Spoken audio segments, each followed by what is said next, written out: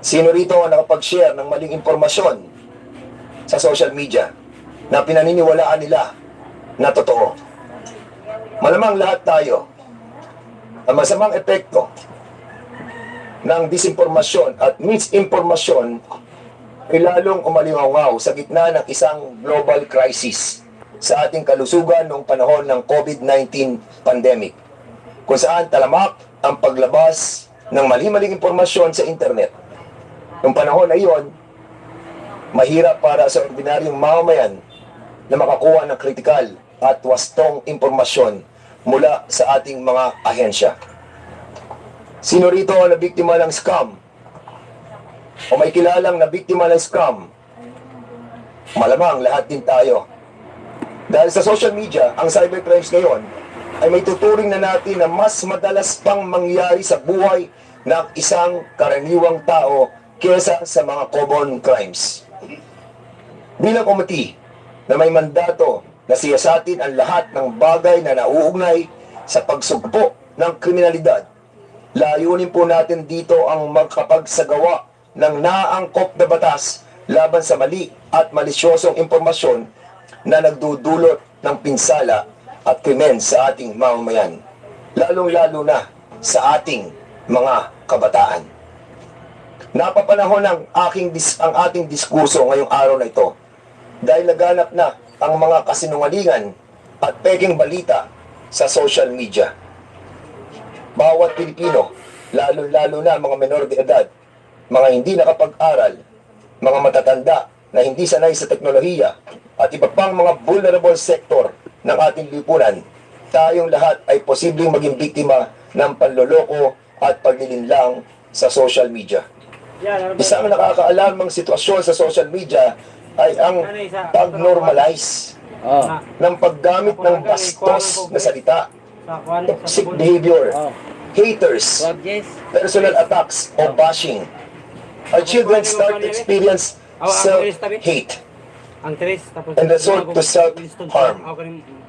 Bagamat sinusubukan na matugunan ang mga insidente ng cyberbullying, ito pa rin ay maaaring maging sanhi ng depresyon, suicidal thoughts, at iba pang mga long-term negative effect sa ating mental health. Napakahirap na mawari kung ano ang totoo at peke sa social media. Lalo-lalo na at mayroong satirical news websites, AI-generated images at deepfakes. Ayon sa isang survey, 86% ng mga Pilipino ay naniniwala na isang malaking problema ang fake news. Ngunit mas malaking problema ang mga trolls na sadyang nagpapalaganap ng peking balita. Ang disinformasyon na kinakalat nila ay may tuturing na weaponization of social media kapag ito ay nagdulot ng karahasan o nagasik ng pagkabitak-bitak ng ating lipunan.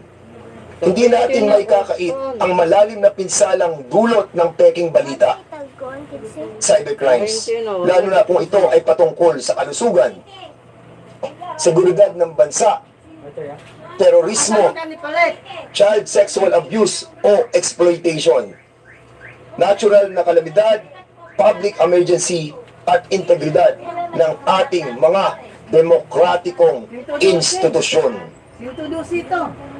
Banggitin ko lamang po ang isang mahalagang bagay na tinatalakay noong Quadcomm. Ito ay ang paglaganap ng scam farms ng mga pogo. Nakita natin na ang mga pogo ay gumagamit ng mga social media upang maglabas ng peking job offers at makapag-recruit ng mga kababayan natin na walang kamuang-muang at mabilis na naaakit sa mataas na sahod at magagandang benepisyo na pinangako ng pogo recruiters. Ngunit nauwi lamang sila bilang trafficking victims na sapilitang pinagtrabaho bilang mga scammers. Isa itong ehemplo na nagpapakita ng kahinaan ng ating mga batas at kakulangan ng proteksyon ng ating mamamayan laban sa mga panloloko sa internet. Mismong ang pag-iit ng ating pagmamay-ari ng West Philippine Sea ay apektado.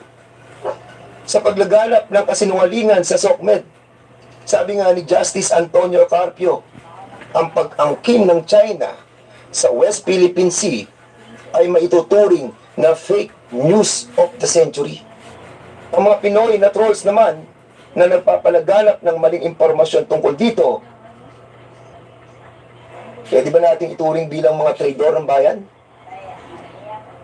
Marahil ay kinakailangan nating amyandahan ang ating mga batas, unang-una na Republic Act number 10175 o ang Cybercrime Prevention Act of 2012. Maraming mga panukalang batas ang nilagdaan ng aking mga kasamahan sa Kongreso. At ako mismo, naghain ako ng House Bill Resolution number 543 na naglalayo na maitatag ang social media regulation upang maprotektahan ang ating mga kabataan.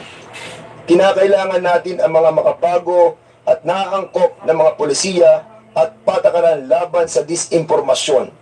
Kailangan natin suriin mabuti kung paano maitatag ang fact-checking at content moderation sa ating mga social media platforms. Higit sa lahat, kinakailangan natin magkaroon ng isang makabuluhang diskurso patungo sa online safety at digital literacy. Lahat yan sa bawat Pilipino. Sa pamamagitan ng malawakang talakayan ito sa Kongreso, maging layunin natin na magkaroon ng public awareness at makadagdag sa kalaman ng ating kababayan ukol sa disinformasyon. Hinikayat ko po ang lahat ng narito sa ating pagpupulong na sikaping makamit ang layunin ito. Sa inyo lahat, maraming salamat po. The Chair now recognizes Congressman Chairman. Thank you, Mr. Chair. You are now recognized. Good morning to everyone. Today, we gather to address a pressing issue that is increasingly permeating our digital landscape: the pervasive spread of fake news on social media platforms. As we delve into this inquiry, it is essential to underscore the critical implications that misinformation has on public discourse, democratic processes, and societal cohesion. Social media has transformed how we communicate and access information. It provides unprecedented opportunities for dialogue and engagement, allowing voices from all walks of life to be heard. Yet, the same platform has become a fertile ground for the rapid dissemination of falsehoods and misleading narratives. The consequences of such misinformation are profound, influencing everything from public health decisions to electoral outcomes and undermining trust in our institutions and each other. As lawmakers, our role is not only to understand the scope and nature of this phenomenon, but also to consider our responsibility in creating a framework that protects the integrity of information while respecting the fundamental principles of free speech. We must tread carefully, ensuring that our legislative responses do not inadvertently stifle legitimate discourse or infringe upon the rights of individuals. This inquiry seeks to illuminate the dynamics at play between social media, fake news, and the public. We aim to gather insights from experts, stakeholders, and the public at large, examining the efficacy of existing regulations, the accountability of social media platforms, and the potential for new legislative measures to combat misinformation. We must ask ourselves, what constitutes fake news? How can we differentiate between misinformation and legitimate debate? What role should media companies play in monitoring and curbing the spread of false information? And crucially, how can we empower the public to critically engage with information they encounter online? Together, let us strive to find solutions that not only address the challenges posed by fake news, but also foster a vibrant, informed, and responsible digital citizenship. Our discussions today and in the days to come will shape the path forward in this vital area. And I encourage you to contribute your insights and perspectives in this hearing. Thank you and good morning to everyone. The next to deliver his opening remarks is the chairman on Committee on Public Information and Communication Technology. Committee on Public Information, chaired by Congressman Chairman Joey Aquino. Now you're recording, sir. Thank you, Chair. Good morning to all of you. Let me thank our colleagues, resource persons, and everyone in attendance today as we try to understand and address the rampant spread of disinformation on social media. In today's digital era, its speed and impact are unprecedented, which compels us to address this head-on. Intentionally misleading information poses significant risk to our society, undermining public trust, threatening public safety, and influencing public opinion. We share a collective responsibility to address this challenge effectively. As I understand, we have representatives from different sectors, and our goal is to strengthen collaboration and explore approaches to counter disinformation. Each of you bring unique expertise and insights. We highly encourage all our resource persons to actively participate in our committee meetings and to exercise their freedom of speech, of expression, and of the press with diligence and integrity. As we engage in meaningful discussions, let us uphold the highest moral and ethical standards, recognizing that all freedoms and rights come with a responsibility to use them wisely.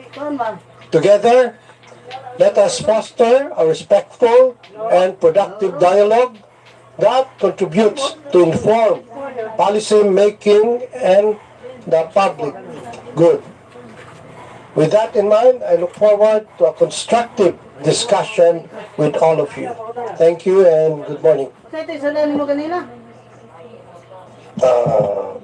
you so much, Co-Chair Joey Aquino. Now, the Chair would like to recognize one of the authors of House Resolution number 2147, Senior Deputy Speaker Don Gonzales. Now you are recognized, sir. Thank you, Mr. Chairman, Chairman Dan, Chairman Johnny, Chairman Joboy, honorable members, distinguished guests, ladies and gentlemen, a pleasant good morning to all of us. It is my privilege to sponsor House Resolution number 286, which calls for a joint inquiry in aid of legislation on the rampant posting of false and malicious content on social media platforms, while safeguarding freedom of speech and ensuring digital safety. Social media bridges gaps. Pinag-uugnay nito ang mga tao, bumubuo ito ng mga komunidad, nagpapalawak ng mga kamalayan, at nagsusulong ng pagbabahagi ng kaalaman. According to online article by Data Reportal, the Philippines was home to 86.75 million social media users in January 2024.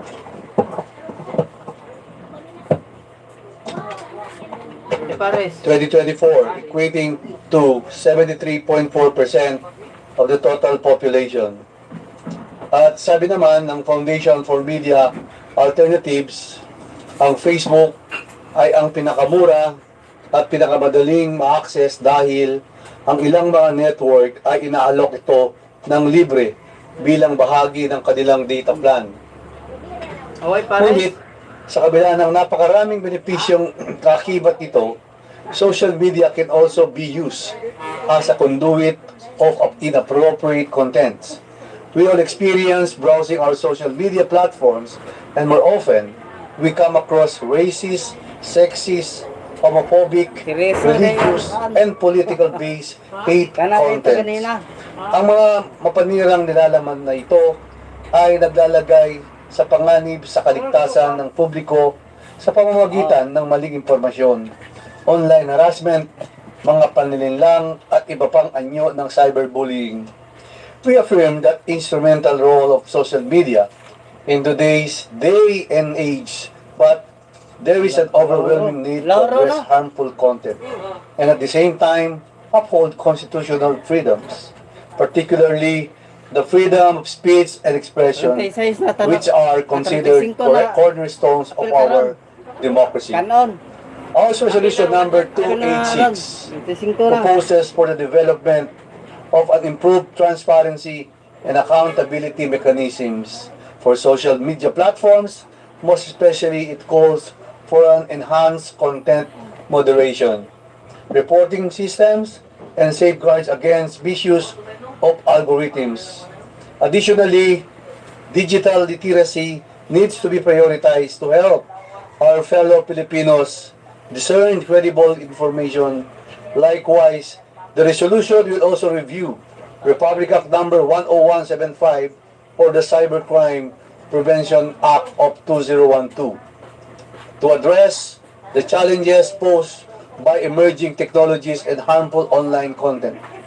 To effectively address and promote digital safety, a multi-stakeholder approach must be carried out.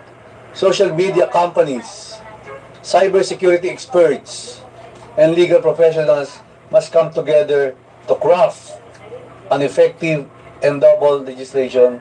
By working together, we can ensure a safer digital landscape while preserving democratic values. Hinihikayat ko po ang aking mga kapwa mambabatas at lahat ng ating mga panauhin na suportahan ang resolution ito upang matiyak ang kaligtasan ng ating digital space. It has reconfigure our social media platforms with meaningful discourse, innovation, and empowerment rather than a breeding ground for deception of harm. Takal po salamat, payapak at po kikataw. Ano yan? Good morning to all of you. Takal po salamat, maraming salamat. To deliver the next opening remarks, the one who deliver his privilege speeches, two privilege speeches in the plenary on December 4 and 16, 2024. Chairman Robert Ace Barbers, you are now recognized. Thank you, Mr. Chairman. This is very short, Mr. Chairman. As the proponent of the privilege speech that was delivered last year, with respect to the issues in the social media, allow this representation to deliver a very short opening remark, Mr. Chair. Magandang umaga, mga kasamahan, honorable colleagues, distinguished guests, ladies and gentlemen. We are gathered here today not to silence voices, suppress free speech, or curtail the constitutional right to freedom of expression. Instead, we are here to draw the line between responsible discourse and the deliberate, systematic abuse of digital platforms to spread lies, destroy reputations, and manipulate public perception. This hearing seeks to establish a regulatory framework for social media similar to how the Kapisanan ng mga Broadcasters sa Pilipinas or the KBP regulates television and radio broadcasters, and how the National Union of Journalists of the Philippines or the NUJP upholds ethical standards for print media. Our goal is to develop a code of conduct for content creators, ensuring accountability and ethical responsibility in this rapidly evolving digital space. While we uphold the constitutional right to freedom of speech, We must also recognize the urgent need for regulation to prevent the misuse of digital platforms. The lack of oversight has allowed bloggers and online influencers to freely spread harmful narratives without fact-checking or ethical accountability. To address this, social media platforms like TikTok and Facebook must be treated as legitimate businesses requiring a franchise or accreditation system. By holding these platforms accountable for monitoring and removing defamatory content, we can foster a safer and more responsible digital environment. This measure will not only encourage ethical content creation, but also curb the spread of libelous and misleading information. Just as traditional media operates under legal and ethical standards, bloggers and online influencers must also be subject to similar regulations to prevent the reckless dissemination of falsehoods. In recent years, we have witnessed the alarming rise of trolls, bloggers, and malicious online actors who, under the guise of exercising free speech, systematically spread fake news and engage in character assassination. These individuals and groups, operating with seeming impunity, have poisoned public discourse and in many instances tarnish the reputation of those who dare challenge their narratives. Despite the existence of laws such as the Cybercrime Prevention Act, Filipinos Bluetooth disconnected. to online deception, harassment, and digital attacks that threaten not only individual lives but also the integrity of our democracy. The reality is that these network of trolls are not simply expressing opinions. They are engaged in a well-orchestrated, well-funded campaign to spread disinformation, manipulate public perception, and destabilize institutions. The sources of funding for these operations remain in the shadows, possibly linked to illicit activities such as POGO operations or criminal syndicates. These financial resources are weaponized to create chaos, erode trust in government, undermine the media, and weaken our democratic foundations. Ironically, but not surprisingly, none of these actors speak out against China's aggression in the West Philippine Sea, proving our suspicion of illegal foreign funding. Let us be clear, this is no longer a mere issue of online criticism. What we are facing is a calculated effort to deceive, defame, and discredit those who seek to uphold the truth. These trolls are mercenaries of disinformation, paid to disrupt, confuse, and divide. Their mission is to drown out facts, distort the truth, and silence those who speak out against corruption and injustice. We too have not been spared. As public servants, we have been personally targeted by these malicious actors. Myself, my colleagues, and even the President. We accept criticism when it pertains to our official duties. But it is evident that these attacks go beyond public accountability. Their true intent is to discredit us before the electorate and the people we serve through personal and baseless attacks. The Supreme Court in Labargan versus People of the Philippines, GR number 246824, citing the Kev Jr. versus People in GR number 206015, ruled that, and I quote, offensive imputations against public officers do not constitute defamation if these relate to their discharge of official duties unless the prosecution proves actual malice. Defamatory utterances are malicious when made with knowledge that they were false or with reckless disregard as to its falsity. Unquote.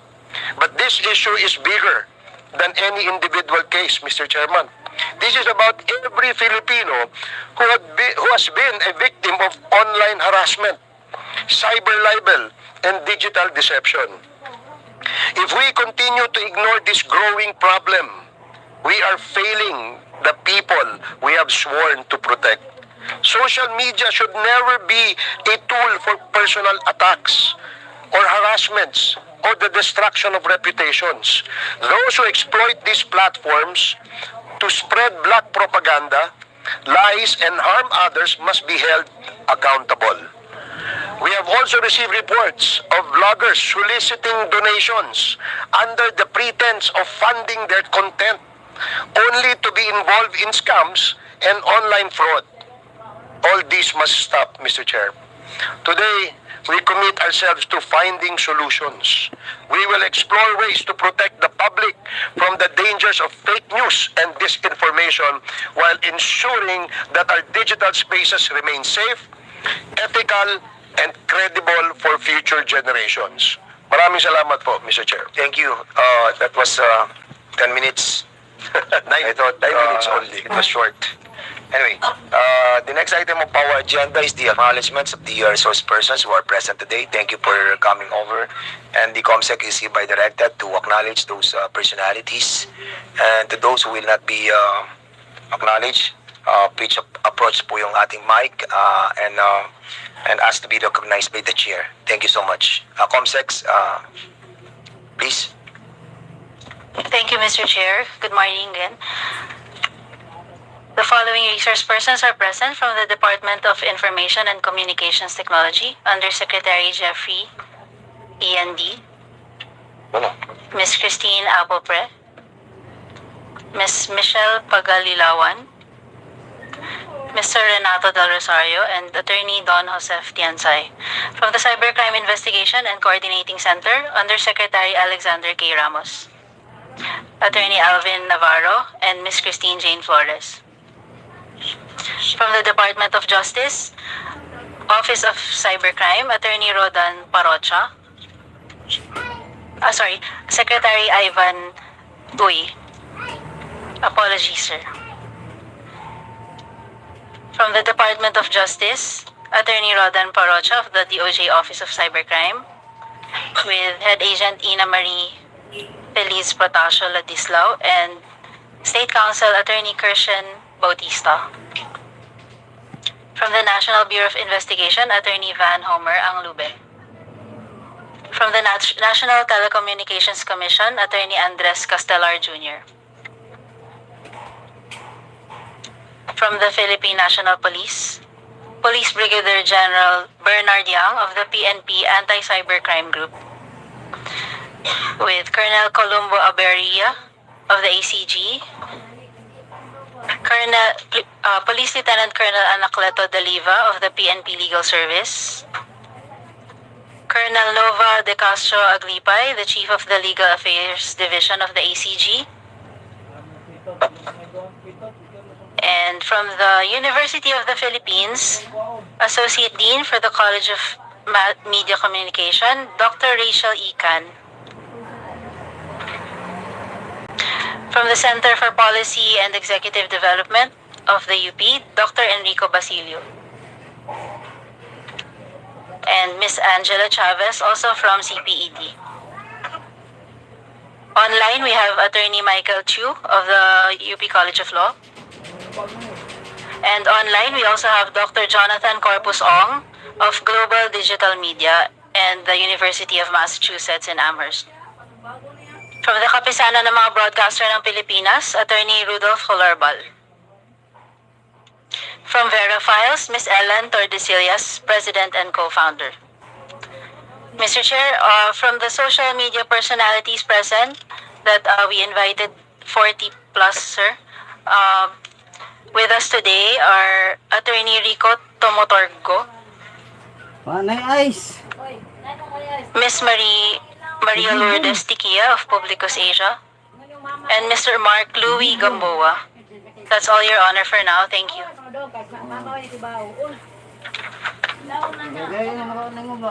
Okay, Additional resource person, sir, from Press 1, Mr. Felipe Ipe Salvosa, editor. Thank you, Your Honor. Mr. Chair, just a clarification from COMSEC. Out of the 41 social media personalities, only 3 have attended. Yes, Mr. Chair, some of them sent excuse letters via email. yes, we have received of a different communication coming from the different resource persons, including the platforms like TikTok, YouTube, Google, and Facebook, Meta, Facebook, and to some personalities who have written us an excuse letter. They want to see or to acknowledge this excuse letters. Siguro isa-isa natin, no, para at least maging fair naman po doon sa mga resource persons who have attended while others have not. So ito po yung mga excuse na galing kay Reset Chu. I think among ipangsaka mga eyes. this is reference to your invitation to join joint inquiry. After careful consideration, I would like to respectfully turn down your invitation due to these following reasons. There are so many reasons, and maybe I'll be giving this to the members para for their perusal afterwards para makita natin what action to be taken. Also from Aaron Peña, meron din po siyang excuse letter. Yes,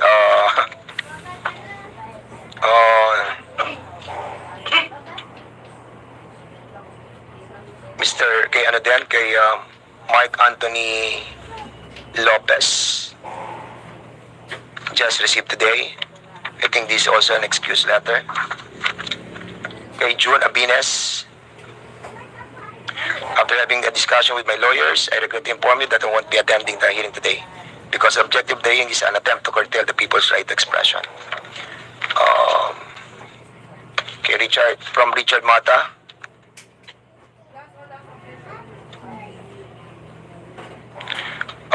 thank you for the invitation. I just received this yesterday. Just a day before the event, I consulted my lawyer and was advised not to attend. The late invitation plus the unclear purpose of the event. We support the freedom of speech. We also support it.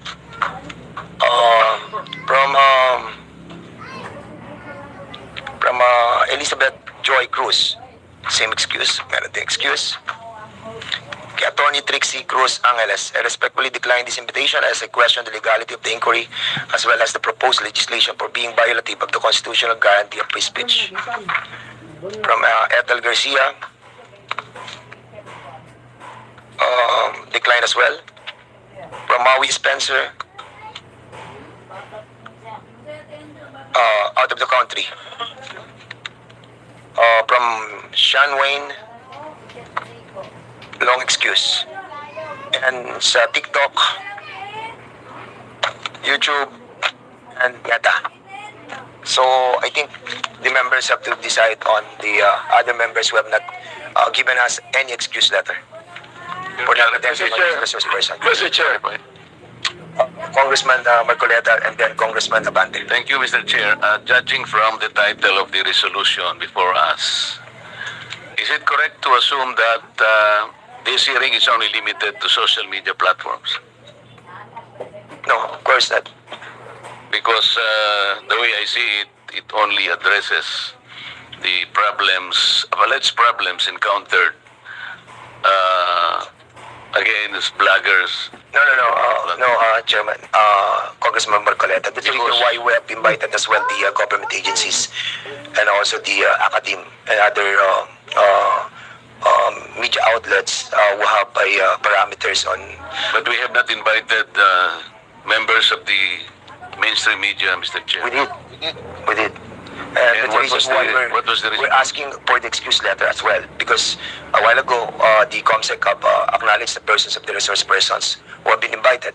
Did we invite, Mr. Chair, Philippine Inquirer and Philippine COMSEC, Star? can you please reply to the query of the good gentleman? from Sagi Party List. Thank you, Mr. Chair. Philippine Daily Inquirer was not invited, Mr. Chair. How about other social media? How about some other major media outlets? Philippine Star, Mr. Chair. Mr. Chair, KBP was invited, kapisanan ng mga broadcasters sa And the president of Pilipinas. KBP is here. Yes, sir. Okay. Did that satisfy the query of Congressman Marcoleta? Because I think, Mr. Chair, even the social, not only the social media are supposed to be invited, but also the mainstream media. I am personally victimized by these two popular newspapers, broadsheets. May I cite a particular example just to dramatize, Mr. Chair? Yeah, Mr. Chair. Kaya importante lang sana, gusto ko rin sila marinig ko nandito. What's the point of order? So what's the point of order? We're still in checking all the invitations that was sent to all the invitees. At the same time, Mr. Chairman, some of those invitees are not present. And with regards to the query being made by Congressman Coleta, I do believe that he has a basis for that. And since, Mr. Chairman, the COMSEC has confirmed that indeed Philippine Daily Inquirer and Philippine Star are not invited into today's hearing. Since Congressman Marcoleta is not a member of this committee, may I respectfully move, Mr. Chairman, that in the next hearing we will invite Philippine Daily Inquirer and Philippine Star to expedite discussion, Mr. Chairman. So move, Mr. Chairman. May I know, Mr. Chair, why By Congressman Paduano, and we have to tackle first the motion. We have to tackle the motion. I second motion. And there's that was duly seconded. Any objection? Hearing none, the said motion is now approved. So, Congressman Marcoleta, your query is valid. Unfortunately, I think it's the fault of the COMSEC for not inviting, because you have to consider as well that we have invited so many already for the bloggers. It was like 40, and we cannot accommodate everybody. And there's a reason why your query is so valid that we will be inviting them in the next hearing. And at the same time, having said that, your story about being victimized of those two broadsheet can be tackled in the next hearing. So the next item, Mr. Chair. Yes, you have the floor right now, Congressman. I just would like to find out if Miss Elizabeth Joey Cruz, aka Joey DeVere, was invited. Congressman, If he was invited, then I'd like Point of order, Mr. Chairman. what's the point of order? Once again, Mr. Chairman, the floor is still with Congressman Marcoleta, and is she okay na po ba? Can you, Congressman Marcoleta, with regards to the query that I have to invite Philippine Daily Inquirer and Philippine Star? Yes, approved. Now, actually, I have already taken action. Yeah, I know. The floor is still with Congressman Marcoleta, and I asked personally Congressman Marcoleta to the chair if he is satisfied with the motion that I have made, Mr. Chairman. And after that, siguro, let's proceed with another member of the House of this committee. Congressman Marcoleta, please. Thank you, Mr. Chair. I still have to include another aspect of inquiry. Kasi hindi lamang po yung social media at saka yung mainstream media. I was also personally victimized by certain survey firms. Nagsasurvey po sila. For example po, yung SWS, kailangan sabihin ko na po. Nag-survey po sila ng third quarter survey last year. And they listed 40 names, senatorial preferences. Nandito po sa akin, ibibigay ko po yung kopya po, reference ng ating committee. There are 40 names mentioned and indicated in that list. Ito po, Mr. Chair. Gusto ko lamang pong i-emphasize na dito sa apat na pong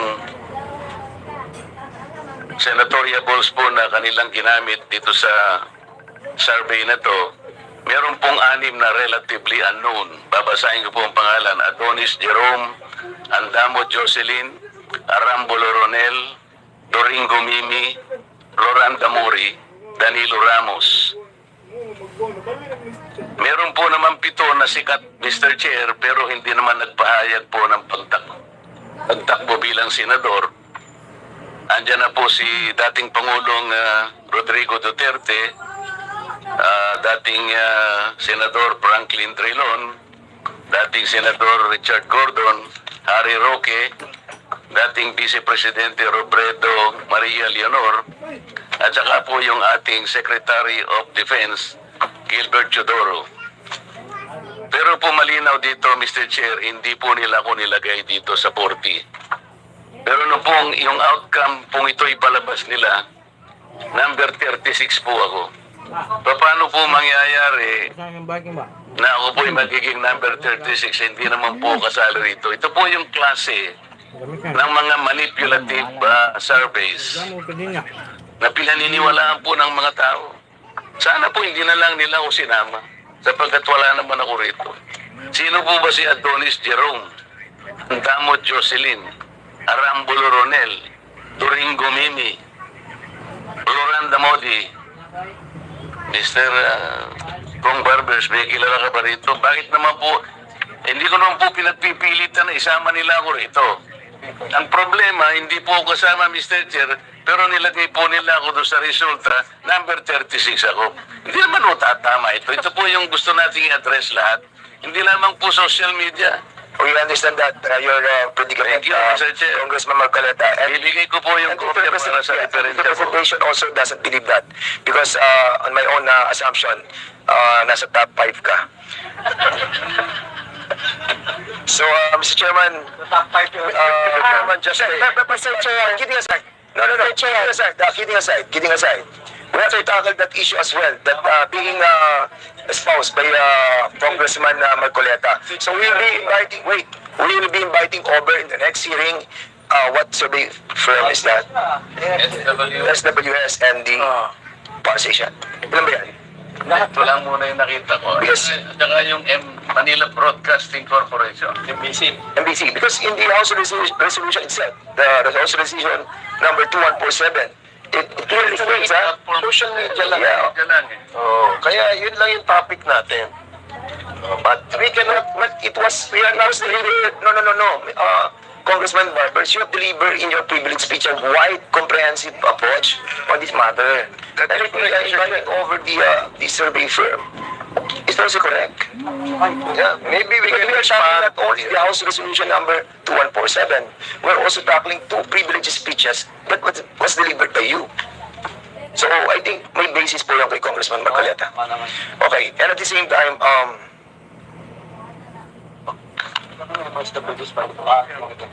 so, there's Mr. Chair, noted po yung kay Congressman Marcoleta. Now, be recognized? Now you are recognized. My query is if we have invited a certain Elizabeth Cruz, no? AKA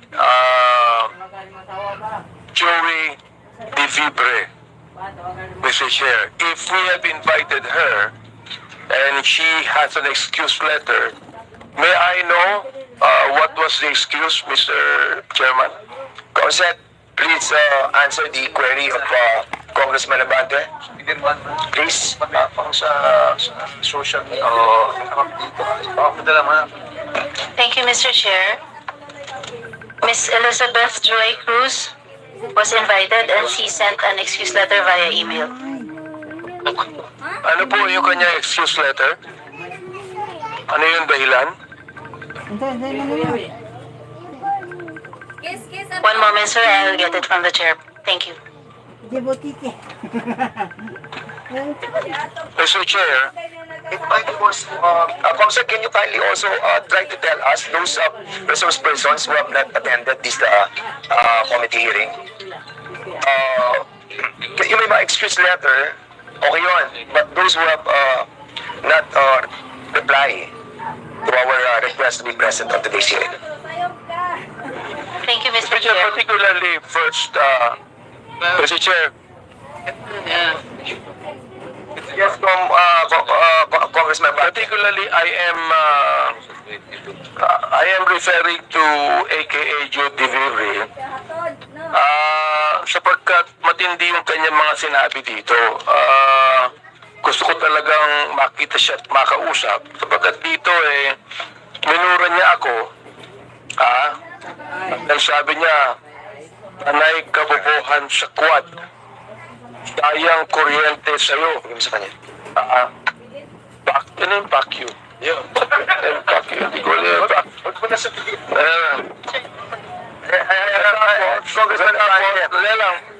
Tutuloy ko lang buta.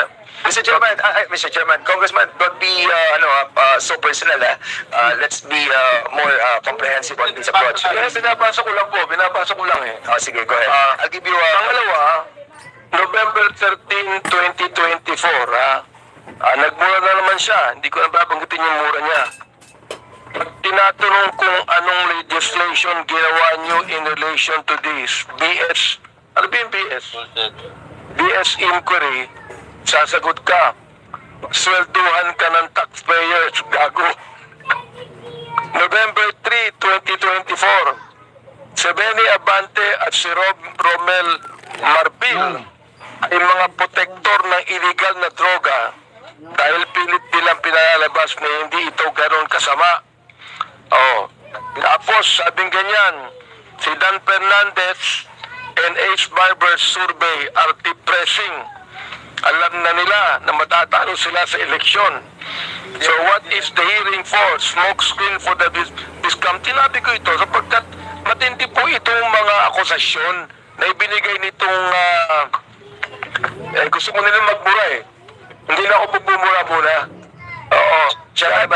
Kailangan po, itong mga to, ang tatapang nila Ang tatapang sa bumumura, nang wala tayong kalaban-laban. Ngayon, pag kaharap dito, hindi makaharap dito. Oo. Mga takot din pala yung mga yan Please hold your fire, please.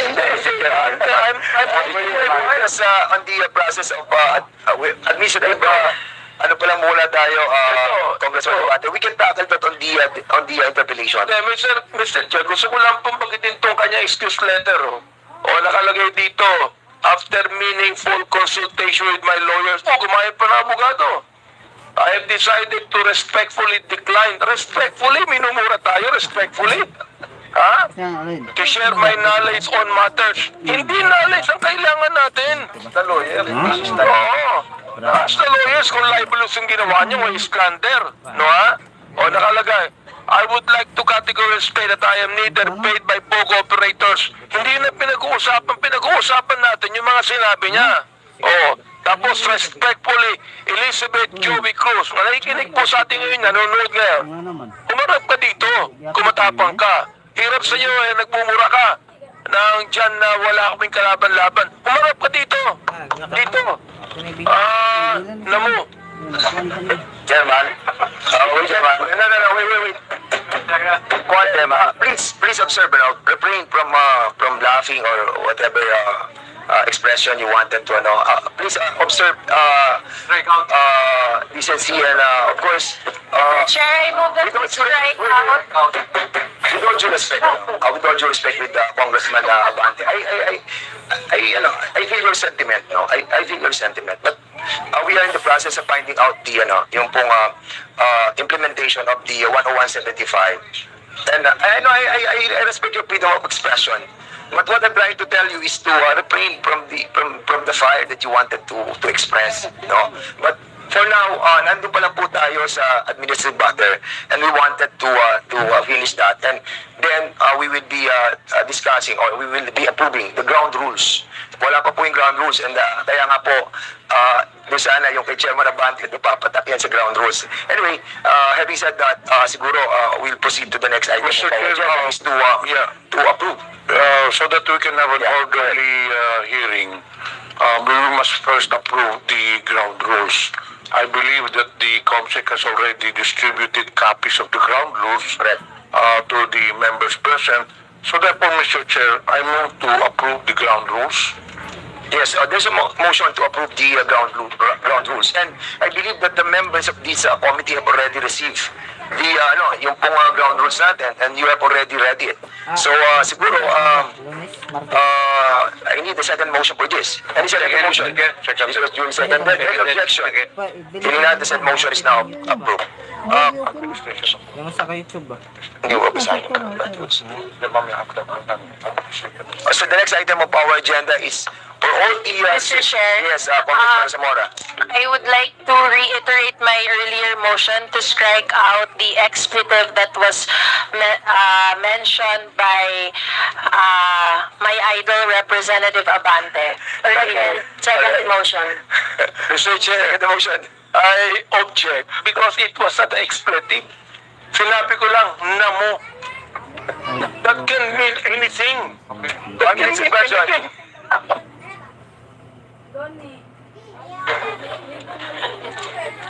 Relasyon.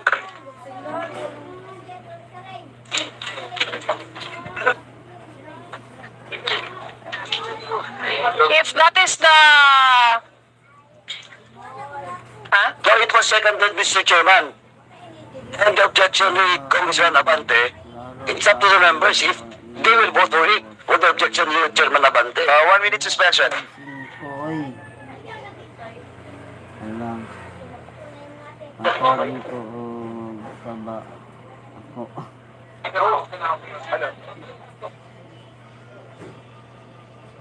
Okay na. Hearing assume. So there's a motion to strike out the word that was delivered by Congressman Abante, and this was duly seconded. Any objection? Hearing none, that motion is approved. Mr. Chair, I would like to manifest na because it was a motion made by she's just like a daughter to me because her father is a very good friend of mine. So I would like to withdraw my objection, although it is not actually an expletive. And I'm withdrawing it for the sake of the motion, Mr. Chair. So the next item of our agenda is the administering the oath of the resource persons. Those who have been invited to attend this committee hearing, please stand up, and the COMSEC is hereby directed to administer the oath of the resource persons.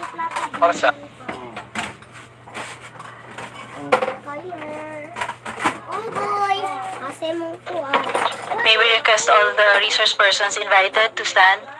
Raise your right hand and repeat after me. Do you swear to tell the truth, the whole truth, and nothing but the truth in this inquiry? Thank you. Please take your seat.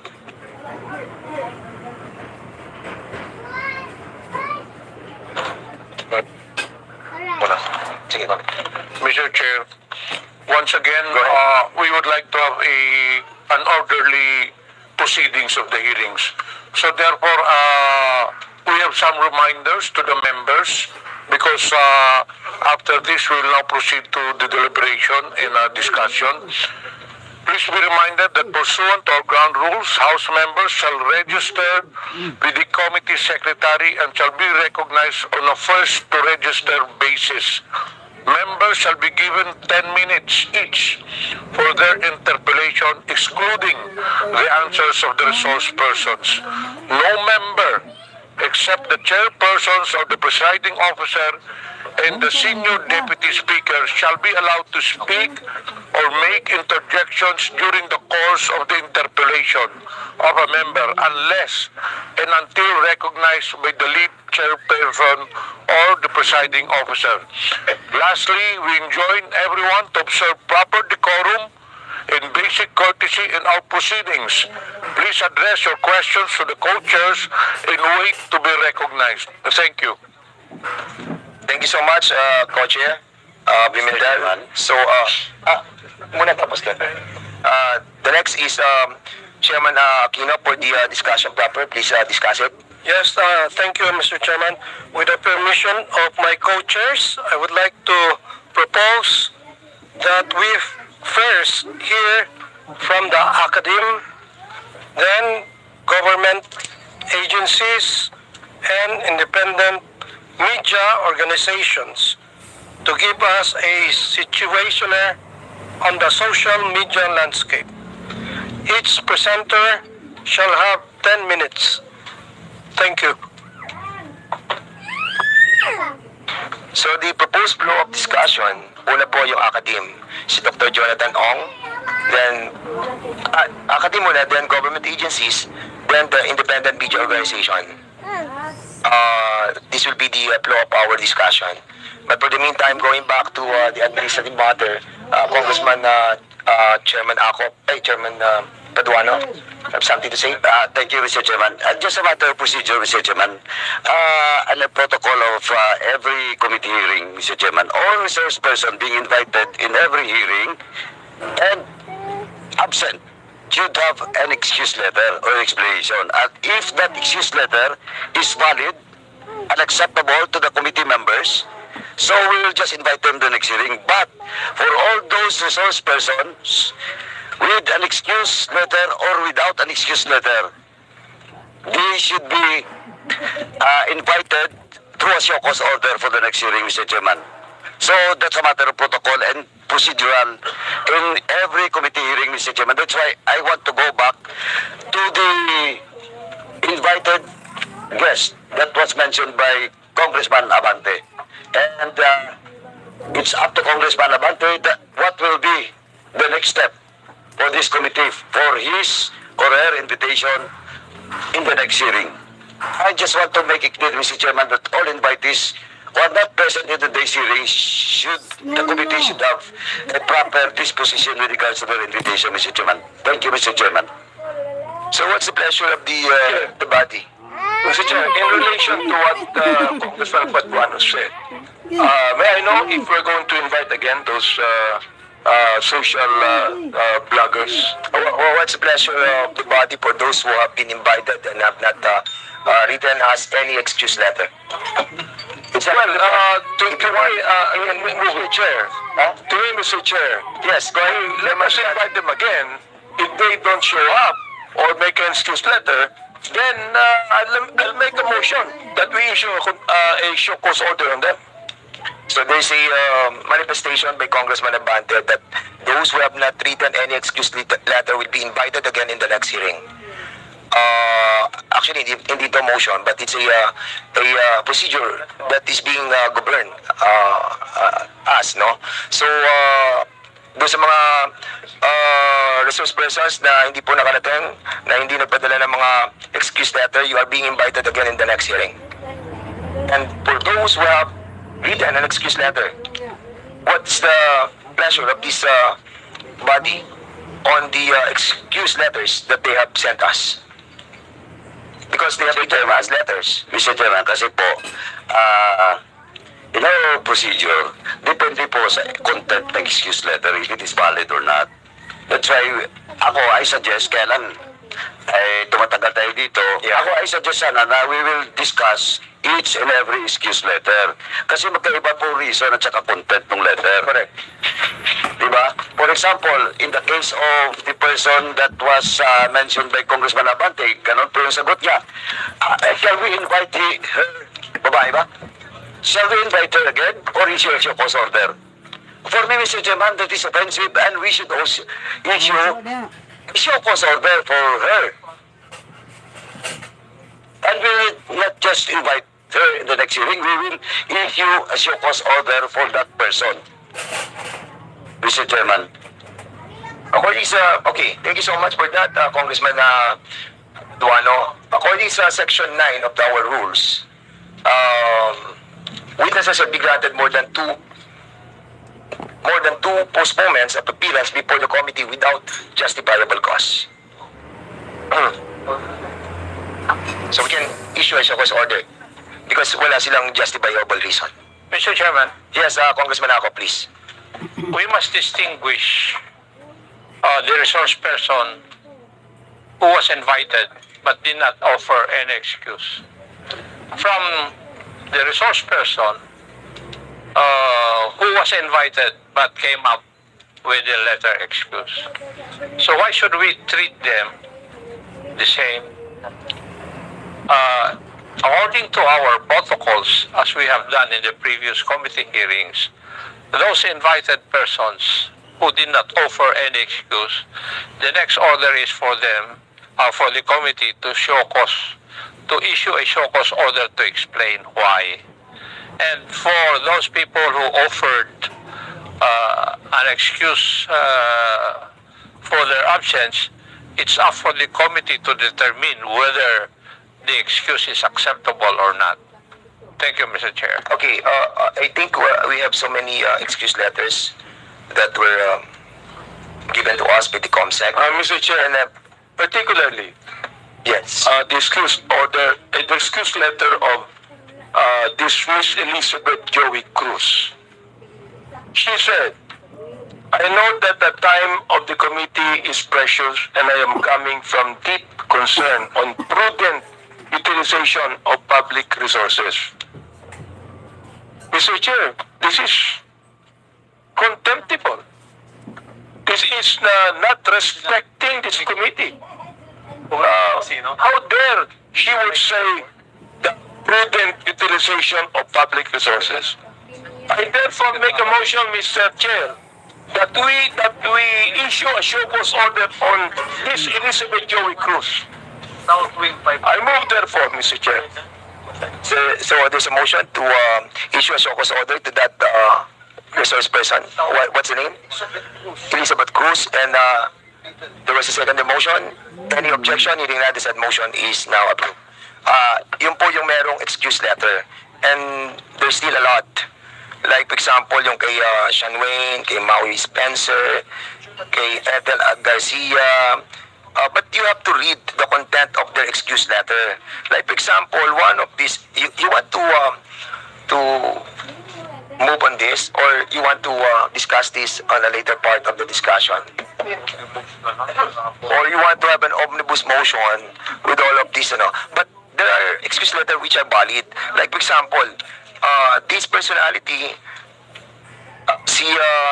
nasa Singapore siya. So, katulad ito, out of the country, si Maui Spencer, for not being there in our country yet. Nasa Singapore siya for vacation. So, I think, excuse yung kanyang, yung Tony Aviles, sige. After having discussion with my lawyer, isa-isa na natin ito kung gusto nyo.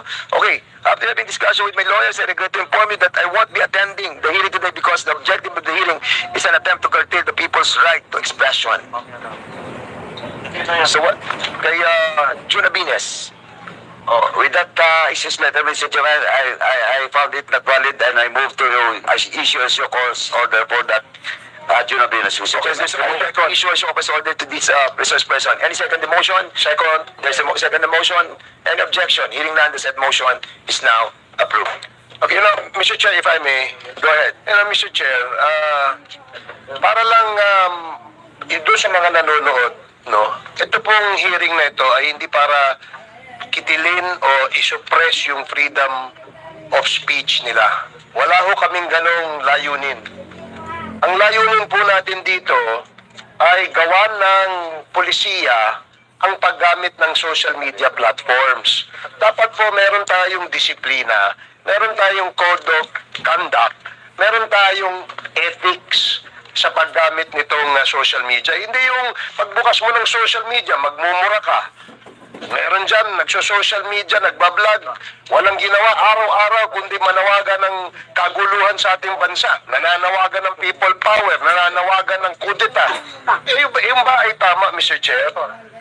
Ang punto lang natin dito is magkaroon tayo ng ganito, ng regulasyon o regulatory policy para kagaya po ng mga broadcasters, meron po silang KBP, kagaya po ng mga manunulat sa dyaryo, meron po silang NUJP. They're all bound by rules and regulations. So in this social media, the use of social media platforms, unfortunately, wala po tayong ganyan sa ngayon. At hindi po pwede na gawin pong rason ng mga yan na meron tayong freedom, na kinekertail natin yung freedom of speech nila. Huwag niyo pong lukuhin ang taong bayan.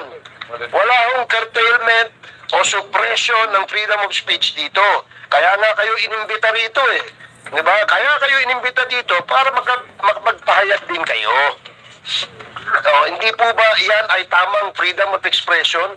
Ba't ngayon nagpapadala kayo ng mga sulat na hindi kayo pwede kasi hindi kayo naniniwala sa layunin ng pagdinig na ito? Wag po kayo magtago sa mga ganyan. Ang tatapang nyo, sabi nga ni Congressman Abante, in the advent of social media, suddenly Filipinos become political analysts. They become journalists. They become experts. We need your wisdom. Diba? Kayo, ang gagaling nyo magtuligsa eh. Dito nyo gawin para nang sa ganun, makagawa tayo ng isang polisiya na hindi po maabuso ito. Ngayon, nandiyan kayo sa social media. Kung mag-retire kayo, wala na kayo, hindi na kayo nagbablog. Paano kaya yung mga susunod na mga vloggers? Yun lamang po ang layunin natin dito. Kaya huwag kayong magdahilan na hindi kayo nagpupunta rito dahil hindi kayo pupunta rito kasi hindi kayo naniniwala sa layunin ng investigasyon na ito. We want to craft a policy, a remedial legislation so that there will be discipline and code of ethics in the practice and use of our social media platform, Mr. Chair. Thank you. 7 na lang naman pala to. So, tapusin na natin, maikli na lang to. Ito may excuse letter din si Mark Anthony de la Cruz Lopez. I was supposed to stand in front of this committee today in what has been asserted as inquiry on fake news peddlers, narco-bloggers, and Pogo-funded bloggers in aid of legislation. I would have loved to really open up and tell you my story on how I evolved from being an ordinary citizen. Mahaba po siya, mga 5 pages siya. Pero tinitingnan ko po, you see Mr. Fernandez and Barbers, I reiterate that I am a citizen of the Republic and I actually understand that the premise of your so-called inquiry is without basis, nor cannot understand on solid legal ground. I therefore invoke my rights as provided for in the Constitution and decline your invitation.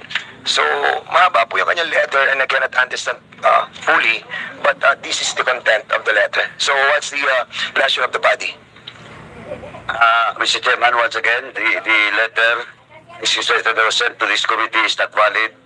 I move to issue your consent for that invited guest. Okay, if there's a motion to issue a cause order to Mr. Mark Anthony Lopez. Any second motion? Second. Any objection? Hearing none? Yes, the said motion is now approved. Okay, ito naman galing kay Attorney Trixie Angeles. I respectfully decline this invitation as I question the legality of the inquiry as well as the proposed legislation for being violative of the constitutional guarantee of free speech. Was he a lawyer? Is she a lawyer? Yes, Attorney Trixie. A lawyer. I think, attorney. So what's the pleasure of the body? Mr. Chairman, I might have two motions, Mr. Chairman. First motion, Mr. Chairman, is to issue a show cause order to Attorney what? Trixie Angeles. Attorney Angeles. Show cause din yan. That is my first motion, Mr. Chairman. Okay, about the Second motion. duly seconded, any objection? Hearing none, the said motion is now approved. My second motion, Mr. Chairman, is for the legal department of this House to study if ever there is a violation because he is an officer of the court. And he should respect the constitutional duty of Congress. And question of legality, Mr. Chairman, I respectfully move that we will consult the legal department of this House for a possible disbarment case against Attorney Trixie Angeles po. So, Mr. Chairman. The COMSEC is hereby directed. Oh, no, it's a motion. So there's a motion. Second. Wait. Your motion is to ask the legal The department. legal department for a possible disbursement case against Attorney Trixie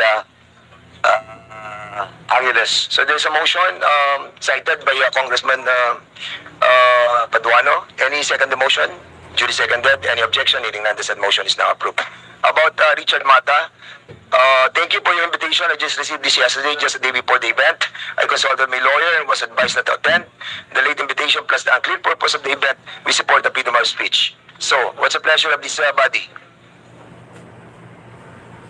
The same thing with the others, Mr. Chair. I would like to make a motion to I think we have a issue of court show cause order na. O sana, pala itlog doon. There's a motion. Any second the motion? Duly second. Any objection? Hearing none, the said motion is now approved. About the Aaron Peña. While I initially wanted to accept, I would like to respectfully decline your invitation to share my knowledge on matters that were raised by Representative Ace Barbers in his privileged speeches. Last year, after a series of consultation with my lawyers, I would like to categorically state that I'm neither paid by POGO operators nor drug lords, and so my knowledge is not used for the goal of the joint committee. Same thing. Motion. Mr. Chairman, I move to issue a show cause order for... There's a motion to issue a show cause order to this person. Any second the motion? Second the motion. Duly seconded. And objection, hearing none, the said motion is approved. And Kisette Chu. This in reference to your invitation to the joint inquiry congressional hearing on social media. After careful consideration, I would like to respectfully turn down your invitation due to these following reasons. Mahaba po yung reasons. 4 pages.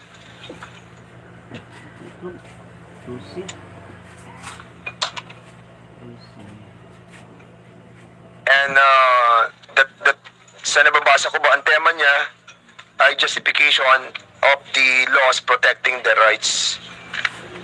So I think, what's the pleasure again? Yeah. I think it's not about health reasons or whatever. It's also justifying not to be present on today's hearing. Once again, Mr. Chairman, I move to issue a cause order There's for a motion the invited guests. show cause order to meet Kisette Chu, and this was duly seconded. Hearing no objection, the said motion is now approved. About the Sean Wayne, it's a long excuse as well. No health issues and not out of the country. So I think same. No, it's not out of the country. So, nag-decline lang siya. And this goes also to Miss Ethel Garcia, para yun ang point lahat natin. So, dalawa po sila, same naman ang reason almost. Mr. Chairman, I move that we issue a cause order for both the invitees that was mentioned by the chairman. So, There's a motion to issue show cause order to Miss Ethel Garcia and Sean Wayne. Duly seconded. Any objection? Hearing none, the said motion is now approved. So now we will be Mr. Chairman, just one last admin. 11:30 na. Go ahead. Mr. Chairman, the committee has received a letter coming from the Philippine Entertainment Portal, and they're requesting for the presence to be invited in the next hearing, Mr. Chairman, so that they can also give some inputs with regards to the House resolution that we're tackling in today's hearing, Mr. Chairman. So move, Mr. Chairman. Okay, so we will be inviting them over as well. There's a motion, duly seconded by Congressman Luiso. Any objection? The said motion, on the said motion, hearing no objection, the said motion is now approved. Okay, punta na po tayo sa flow ng presentation natin. Kanina, sinabi po natin yung academe po mauna. We will be recognizing via Zoom si Dr. Rachel Khan, Associate Dean, UP College of Media and Communication. Pakinggan po natin yung mga taga-academe natin.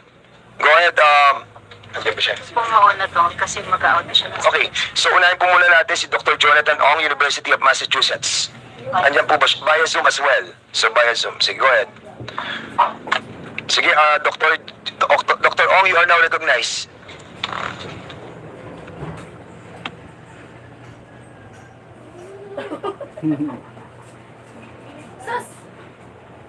Wait. Sige, Dr. Ong, you are now recognized. Please proceed.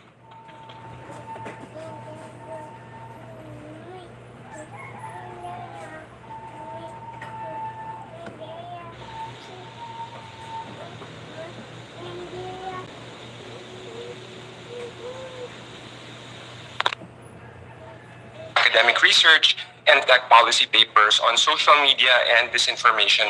Since 2016, I've collaborated with many news and nonprofit organizations in the country. Several of them are invited and present in today's hearings. I've also presented in previous hearings on fake news at the Senate related to elections as well as on foreign interference. So, Dr. Jonathan Ong, for a while, we have problem with the audio. Can you refrain from speaking just yet? So, technical, can you kindly Increase lang po yung volume. Mr. Dr. Jonathan Ong, you can now proceed, please. We'll just try to check it out. Alright. Can you hear me fine? Go ahead. Presentation? It's much better. Thank you so much, sir. Okay, so magandang umaga po. I'm a professor. Mr. Jonathan Ong, Dr. Jonathan Ong, again, I'm sorry, Jonathan. I'm a disinformation researcher and director of Sigla Research Center based po sa Manila, and I've been publishing academic research on social media and disinformation since 2016, and I've collaborated with many human rights organizations and newsrooms, some of them present in today's hearings. I've also presented at the Senate on fake news and elections, as well as on foreign interference. So, ang una ko pong layunin sa araw na ito ay magbahagi ng research on disinformation. Number 2 is to review trends in global context. It's important to conduct comparative research with our neighboring countries kung ano-ano na nga ba yung mga effective solutions based on other countries' direct experiences, including with legislation. Pag-usapan po natin kung paano maaaring suportahan at posibleng pondohan ng gobyerno ang iba't ibang mga interventions. Third, it's important that we share lessons of what has worked and what hasn't in the Philippine context, and what risks that researchers, journalists, and other organizations in this space have been facing. Fourth, I also wanted to share the vision of Sigla Research Center and myself as a sociologist in terms of tech justice here in the Philippine context. So my colleagues advocate for tech justice solutions that are sustainable, long-term, and aligned with our country's cultural context. So first, I wanted to share this free and open access resource for policymakers and also educators curated by Sigla Research Center. You can visit siglaresearchcenter.org and check out this research archive. Ito pong research archive collects many professors' previously published research and policy papers on disinformation in influence operations. So na-publish na po siya sa iba't ibang bansa, pero na-collecto po siya dito sa research archive. Altogether, in reviewing all of them, you can learn about trends across 3 election cycles from 2016, 2019, and 2022 elections. Most recently, we have one paper that also summarizes trends across all 3.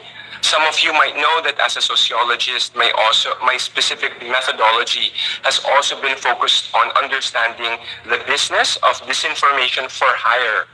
Ito po yung paano magpatakbo ng digital operations during elections and yung mga kampanya, at kung ano-ano yung mga klase ng operators na kumikita ng pera from disinformation campaigning.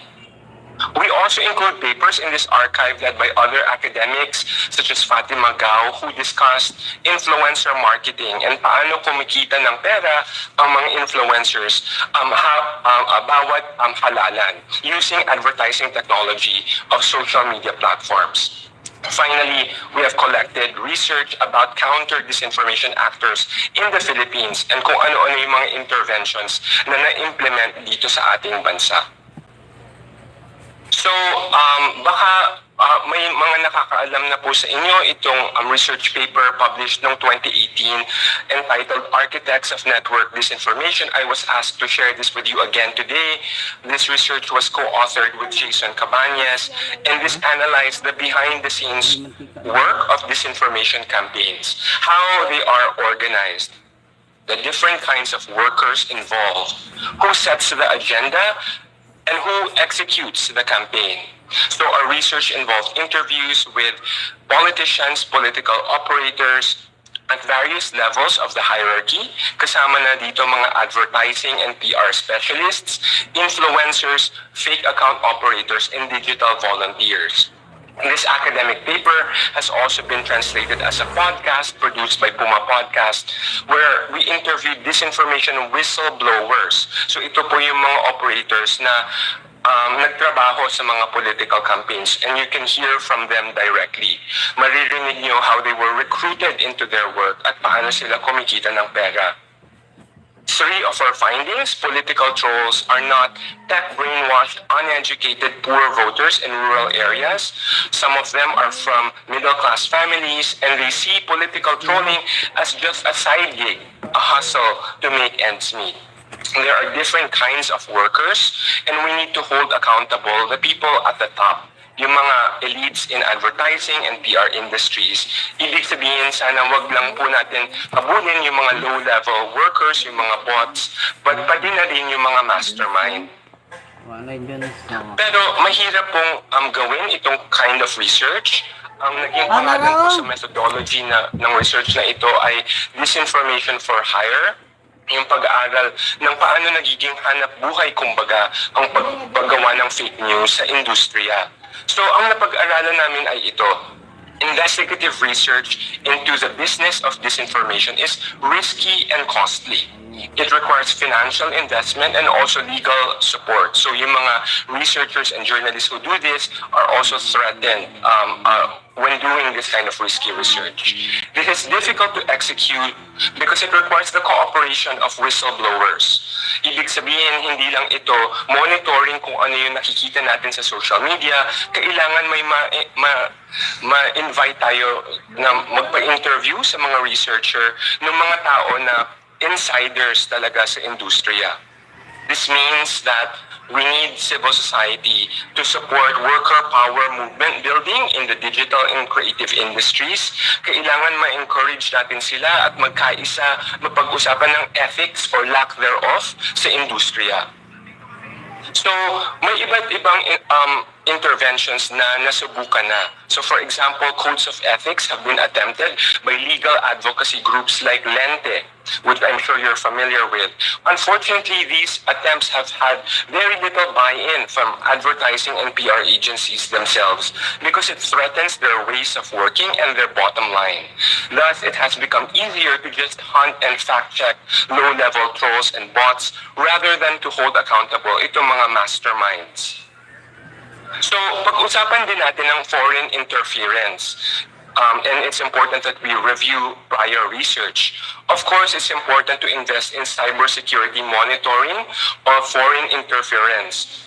Ito po yung pag-track ng mga bot accounts operated overseas and how they interfere on wedge issues, such as how Chinese accounts were discovered by Facebook's own investigation as pushing CCP propaganda around the West Philippine Sea. However, we also need to fund local investigative research that can probe the transnational labor networks to expose itong mga financial transactions during campaigns, especially during elections. So, for example, during the 2019 elections, we found at least one example of a Chinese mainland business tycoon funding a local politician's digital operations for a mayoral race. Dahil may personal business interests siya sa lugar na iyon at naisip niya na matulungan itong local politician. This should also count as foreign interference and ways of circumventing campaign finance regulation in the country. So, kasama na din sa pag-discuss ng foreign interference, we need to understand how it can come from many different countries, including from our allied countries, such as the United States. Reuters journalists last year exposed the Pentagon as seeding anti-vaccine memes in our country at the height of COVID. We need to pursue unanswered questions from this expose, including identifying possible local Filipino collaborators who participated in the translation and dissemination of this US-funded disinformation campaign. So I'm almost at the very end of this presentation. I just wanted to highlight research from other neighboring countries about the risks of top-down government legislation against fake news. So it's important to recognize that many human rights organizations and international legal scholars have raised alarm about the global trend of anti-fake news laws being used as quote-unquote weaponized lawfare. Ang sabi po ng maraming eksperto ay ang mga batas ukol sa fake news ay karanasan nagagamit in an inconsistent and arbitrary fashion, often used by incumbent politicians and governments to target activists, critics, journalists, and opposition parties. So kahit mabuti ang intensyon ng batas, kung hindi specific at transparent ang batas at ang mga implementers na ito, top-down regulation can actually do more harm than good. Kaya nga, kahit UNESCO, nakaaway siya ng mga civil society organizations around Southeast Asia in 2023. So nagalit ang mga civil society organizations sa UNESCO for trying to encourage governments to have control of social media content. They have 3 objections. In effect, this would be rubber stamping local overregulation. It would embolden authoritarian regulators, and it would incentivize platforms to comply with illegitimate government requests. So these objections are not new. Back in 2018, the Center for the Protection of Journalists spoke out against how journalists have been imprisoned on charges of fake news spreading. It's important to note that we should consider different kinds of legislation, hindi lang po imprisonment and fines penalizing social media users. Pwede din po ay legislation focused at big tech corporation na focus siya on content corrections. So mandating big tech to implement content corrections, or number 2, administrative compliance measures for participating in transparency mechanisms with independent researchers. So I'm almost at the final slide, and so now, given the risks of top-down legislation that might do harm than good, yung advocacy ng Sigla Research Center is kailangan civil society-driven ang lunas sa fake news, and kailangan angkop sa ating konteksto. We need to have full awareness of risks of regulatory capture and overreach. So these are 4 very practical solutions that would be more civil society driven rather than top-down and overreaching. First is to broaden the focus beyond content takedowns. Government should be supporting independent research and civil society to mitigate local businesses of disinformation for hire. So kahit meron pong examples of foreign interference, mas typical pa rin itong local disinformation. Number 2, you can support whole of society coalitions where academics, journalists, legal experts, librarians, educators, and human rights agencies apply diverse methodologies to promote a healthy public sphere. Hindi lang po isa yung methodology, but kailangan iba't ibang sektor ng ating lipunan ay mag-collaborate. Number 3, you can target social media platforms. You can pressure them for transparency initiatives and external audits of their policies as well as their algorithms. These can be reviewed by independent, non-partisan researchers and civil society organizations. Number 4, and this is recognizing the broader context of an inevitable contraction of funding because of U.S. foreign aid being contracting, as well as funding from big tech corporations for fact-checking also being halted. You can augment the funding of civil society who are the front line for fighting disinformation. And I just wanted to shout out some of those civil society organizations that you can be supporting and the different methodologies that they have been using to fight fake news. We argue that we need to support all of these methodologies and support ways that they can all work collaboratively rather than work in silos. So thank you for listening, and I'm happy to answer your questions. Thank you so much, Dr. Jonathan Corpus Ong, for that informative presentation. Maybe later the members of this committee will be asking questions, but for the meantime we'll be proceeding to the next resource person who will be presenting as well. So University of the Philippines, Dr. Rachel Ican, Associate Dean College of Mass Communication. You are now recognized, ma'am, by Present siya. O sige ma'am, you are now recognized please. Honorable Chair, distinguished members of Congress, ladies and gentlemen, magandang umaga po sa inyong lahat. Correct ko lang po yung sa designation, tapos na po yung term ko as Associate Dean. I am a Professor of Journalism at the UP College of Mass Communication. I am also a co-founder of Check.ph, isa pong collaborative coalition ng mga fact-checkers dito sa Pilipinas, where we strive to cite or help the public distinguish disinformation narratives. If you allow me, I have slides po for the presentation, if it can be flashed. Sige, go ahead ma'am. Kailangan ko po yung slides kasi yun yung visual, yung unang visual po na Yeah, technical please. Ayan na ma'am. Ayan, salamat. Next slide, please. It's very important for us to be able to distinguish ang mali. However, ibang usapan to sa disinformation. Yung mga the certain beliefs within society. Ang malinformation naman po ay sadyang nananakit po ng tao. It usually attacks reputations through disinformation, no? So, nakikita na, for example, ang deepfake ay example po ng isang malinformation dahil you are already impersonating a real person and putting words in that person's mouth. So, ito po, we have to distinguish the intent, no, in tackling the area of information disorder. Next slide, please. So I thought I would just summarize what I have to say in ABCD. Ang abakada po ng disinformation. Ang una po ay manipulative actors.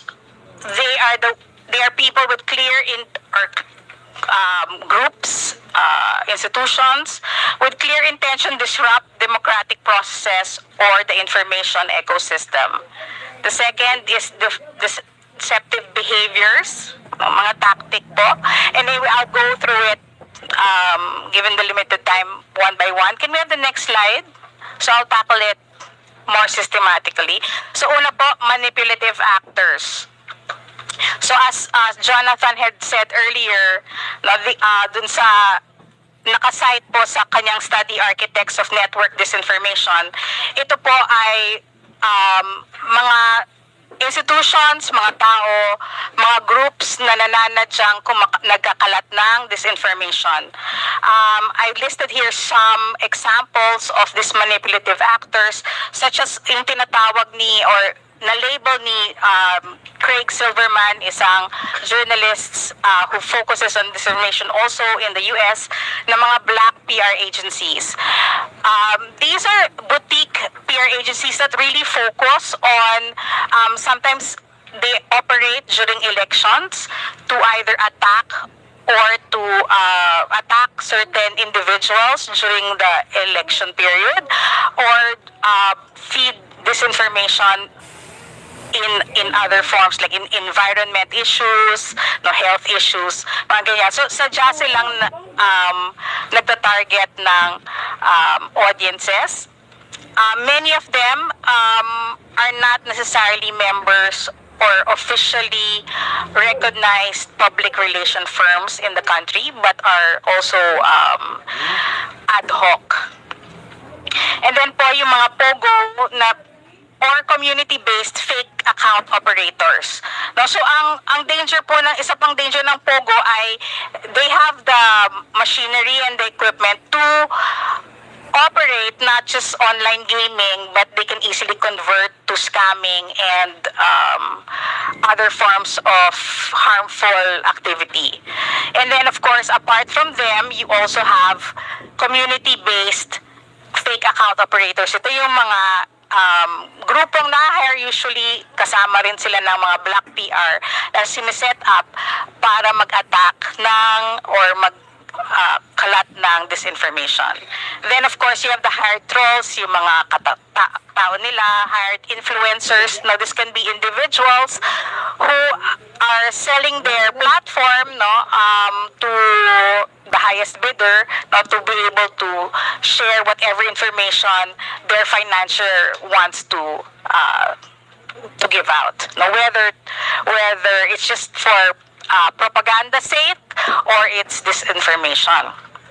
And then of course, yung grassroots supporters, ito po yung hindi ito bayad, ito yung mga na-involve lang sa disinformation dahil masyado silang, for example, loyal sa isang personality. No? So, kung kahit anong sabihin itong influencer na to, i-echo nila.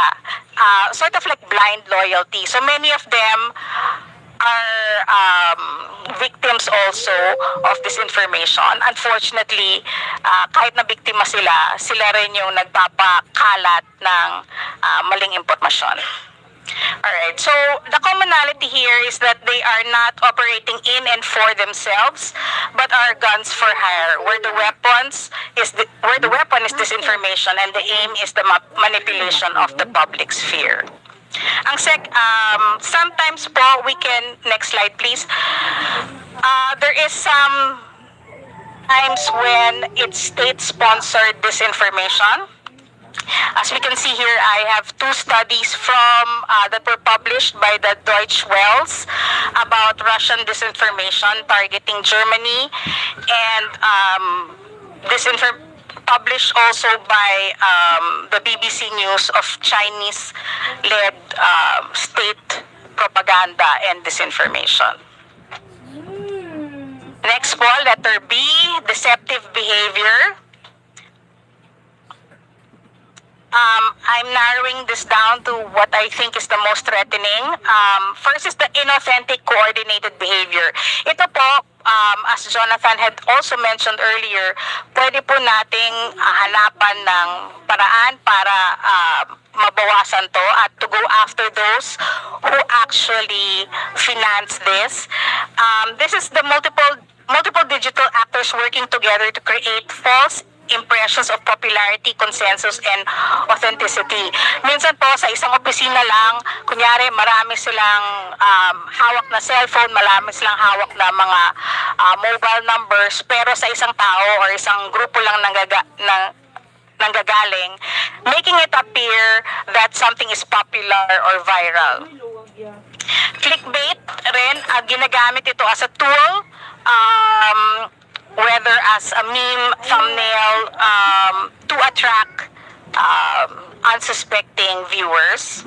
And astroturfing, it's a creation of or an illusion of grassroots support when it's really just bots and also influence peddlers. As we said earlier, next slide, deepfakes falls under the deceptive behaviors we find in the internet today. Marami po nang nabiktima ng mga celebrity tsaka mga news personalities. Mahanap nyo sa web na kunyari nagbebenta ng mga health products pero hindi naman totoo.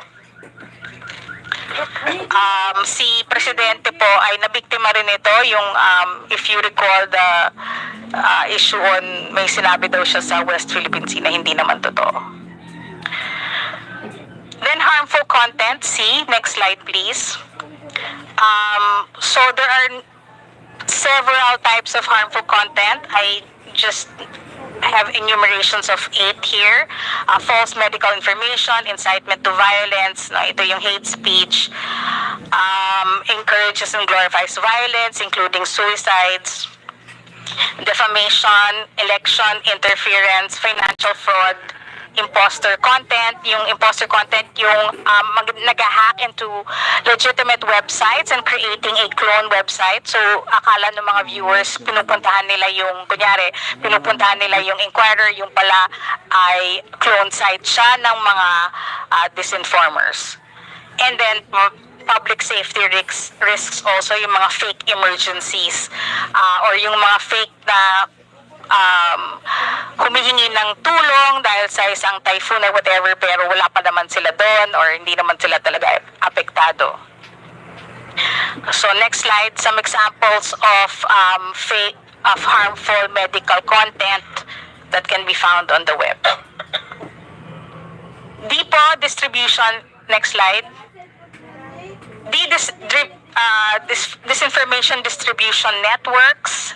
Like we said, the thing about social media, it operates on algorithms. So, nag-create itong mga algorithm na to. Next slide, please. Nag-create itong mga algorithms na to ng mga echo chambers. So, lalo ng kung panay disinformation yung laman ng social media mo, then it's likely na yun lang yung nakikita mo at yun rin yung nasa spread mo sa internet. Automated bots also are there to boost algorithm para sila yung nagva-viral at sila yung nag-appear sa ating mga social media feeds. And then of course, yung mga paid influencers, because of the number of their subscribers or their viewership, they can easily affect the algorithms in favor of whatever they're posting. And then of course, yung mga fake accounts, ito yung mga either inauthentic accounts or secondary accounts of mga clone accounts of real people. So some policy, next slide please. I'd like to echo what Jonathan said earlier, but I also have a few of my own here, in my policy analysis and recommendations. So first, there's a need to balancing the need to combat fake news with protecting fundamental rights is a complex challenge that requires extensive evaluation and flexibility in adjustment. So hindi ho ito black and white na issue. Kailangan po the bottom line is still the protection of our freedom of expression, freedom of the press, especially the right of the people to information. Current laws in the ASEAN, such as the Malaysia's Anti-Fake News Act of 2018 and Singapore's Protection from Online Falsehoods and Manipulation Act, or PORMA, while sounding positive in combating disinformation, is more of an obstruction of civil liberties and media freedom. Kung titignan natin po itong dalawang sample na laws na to, malabo po, very ambiguous po yung definition nila ng disinformation. So kahit ano pwede mo siya ipasok. Kahit na legitimate reporting po ng news, especially on areas of corruption or public complaint of, let's say, services not rendered by public utilities, etc., pwede pong masakop dito. So, it's really against freedom of expression. Pero merong silang, well, in terms of PORMA, I will mention a few that provisions that they're kinda okay. But first, emphasis on media and information literacy by involving various stakeholders, including governments, technology companies, civil society organizations, and the academe, in developing and implementing strategies to educate the public. Yung current nating MIL courses sa grades 11 and 12, they are only one quarter. So it's not enough considering that it's now as important as reading and writing and arithmetic, no? Yung 3 R's, kasama na dapat po ang media literacy, which means that it's hindi lang po sa grades 11 and 12, dapat po bumaba ito ng grade 1 pa lang, ay tinuturuan na natin ng mga bata maging media literate. Penalizing masterminds, no? Especially black PR firms engaged in disinformation. Yung mga influence operators po na sinasabi, there has to be a way to penalize the masterminds rather than yung individual trolls. Kasi wala ho tayong mararating kung maghahabol tayo ng individuals rather than yung nag-hire sa kanila or yung nagbabayad sa kanila. Some solutions in other countries, next slide please. Sa Finland, they have implemented a comprehensive media literacy program in schools and the general population, leading to higher levels of public awareness and resilience against disinformation. Sa Taiwan, they have adopted a rapid response mechanism to counter disinformation involving fact-checking organizations, government agencies, and social media platforms. This approach has been effective in addressing false information quickly. At sana ho ito ma-replicate natin dito, kaya nating i-replicate to if there is collaboration among and support with fact-checking organizations, especially now that Meta has removed their partnership with third-party fact-checkers. Yung sa Singapore PORMA law, they also have applied various contexts of quickly addressing and correcting false information. So, meron silang executive rapid response where they publish the correction together with the false information para makita kagad ng public kung ano yung mali at ano yung tamang information. So, ito po yung mga aking masasuggest at this time. Thank you po. Thank you so much, Ma'am. Rachel Ikan. So, dito na tayo kay Attorney Michael B. Chu, UP College of Law, and then after which we will be proceeding to the government agencies. Attorney Michael Chu, you are now recognized by Zoom? Yes. By Zoom. Sige. Thank you, Mr. Chair. Good morning, Your Honors. I will share a presentation as well. Hopefully it is visible. And I want to acknowledge also that my presentation draws on the work of Dr. Ong because he has done a lot of work in studying this information in our context, and reiterating as well that there are differences among disinformation, misinformation, and malinformation, as Dr. Khan had mentioned. But I want to highlight in this information, for example, from a legal perspective, there should be a justification for the regulation or whatever law that may be passed that targets this information. And it's not insurmountable. There are ways to do that. I think that the first thing that I would say is that human rights experts in the UN system or the special procedures, for example, will say that we do not punish disinformation per se, but we focus on the agenda and also the intent, which is what distinguishes disinformation from the others, which they intend to propagate false information for a particular agenda. And I say that because that has to be squared with our constitutional framework on freedom of expression and how expression can be regulated.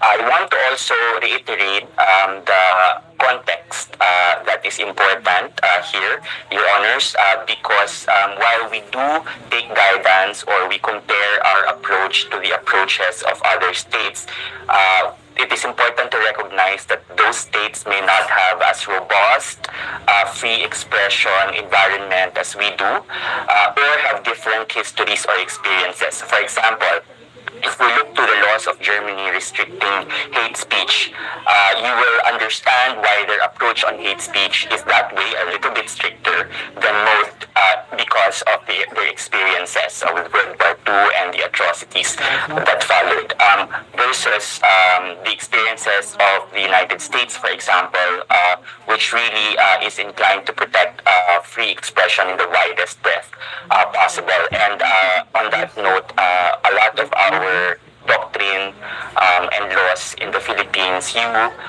towards the U.S. approach, not entirely, but closer to that than, let's say, Germany's approach. In the same way that Canada's approach is different from ours because they have specific values, constitutional values that they want to promote, let's say, the protection of democratic society, which is something that we share with them, but that's part of their legal tests, actually.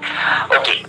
So just to reiterate some of the ways in which this information is propagated online, and again, I defer to the other experts on this, but these are the ways, and I think we see them being conducted, being done in platforms and elsewhere in the internet.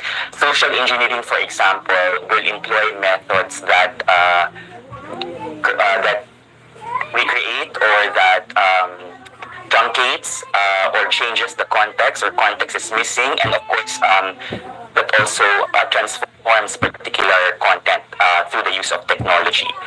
Okay, and these are some of the models. Dr. Ong's work generated some of the models, and I'll defer to him regarding that. I also just want to emphasize that companies should be able to see, social media companies, for example, should be able to see disinformation networks, because these accounts are interconnected. See, so often because of analytics and the technology that they use, they will be able to spot patterns in their platforms, and that should be visible to them. And especially when these disinformation networks cross platforms. So, for example, in the case of Meta, where you have Facebook and Instagram, they can cross platforms, and therefore it should also be visible to those companies, given that they also use algorithms and artificial intelligence to spot those. Okay, so again, your honors have already stated the effect of this information on our institutions. I will not reiterate that, just to also say that it also has an effect on the population and could be counterproductive to all the other education measures that we have been doing, which means more education than is called for. Okay. So these are some of the strategies that have been offered, and we'll discuss them briefly in a little bit in the context of how other countries approach it. My contribution to the discussion would be to echo that, of course, expression and content are protected under the Constitution, save under exceptions. And this is why I emphasized earlier that disinformation per se need to be carefully reckoned with, because it's such a breadth that some protected expression, or a lot of protected expression, might be covered by a law on disinformation. So, but there are ways again to deal with that from the legal standpoint, in addition to the policy recommendations. So we have fact-checking, of course, platforms do that, although as discussed by Dr. Kanmet, have taken a different path here. Media literacy. So some studies, especially, let's say this case study from West African countries, tell us that when students are taught media literacy and critical thinking skills, they are able to better combat disinformation, because the end user, or those who are targeted with this information, are able to discern the type of information that they are receiving. And so, again, to the point that was asked in the invitation to talk about education, education is really an important part of it, but really tailored education, and also in the formative stages, because, and also the universities would be very important, because critical thinking is also developed at that level, a deeper critical thinking. So, and then some of these also suggested by our experts. Now, I want to turn to the approaches of the countries, our neighbors, and those who are elsewhere. Singapore, as mentioned, has a law that focuses on online falsehoods that can harm public interest. And some of the remedies in this law will be correction orders. So I think you scale it. And international law also requires us to be proportionate in our response. So if the response to the type of harm can be remedied by a correction order, you don't need to remove it. A takedown order if it's of a graver nature, and then account restrictions would be imposed on such grave offense. So there are penalties involved there. Vietnam also has a decree on this, and it targets interstate service providers, internet service providers as well, and social media platforms, and one of the remedies is removal of content that they define as illegal. Mexico's government has a fact-checking site, so this is also an important countermeasure used broadly, so that there is a government source that counter-checks whatever information, false information is out there. And Finland, as was mentioned, also have national media education policies and new literacies program. This ties deeply into the whole of society or nation approach that was mentioned earlier, because this cannot be addressed by one single law only, and penal law only. It also has to be proactive in preventing future susceptibility to this information. Nigeria has a private effort called Africa Check. Canada has anti-online disinformation that has tools relating to different types of specific areas where disinformation happens. And the Netherlands also has a program like Canada and Finland, and they assign this to various ministries. Australia uses a task force to monitor this information, and again, the importance of a media literacy campaign that is meaningful and not just something that you post online and you leave that there. So it has to involve stakeholders like our educational institutions. France has law on election misinformation, so it's very specific and defines particular terms which we'll turn to earlier. One of the more significant regulations will come from the European Union through the Digital Services Act. Here, the focus would be on platforms, large platforms. I think the threshold is 45 million users or subscribers, and there are certain obligations that are imposed on those platforms for them to be able to operate in the European Union. And just to recall as well that the European Union is an economic union for the most part, and so that's the target. But it also protects EU citizens from harm. So they are obliged to do risk assessments, those companies, to report those risk assessments and to be audited by an independent third party. So, and then if not, then there will be consequences. There will also be penalties there. Germany has a law, as I mentioned earlier, but the context is different. So this is a summary of those.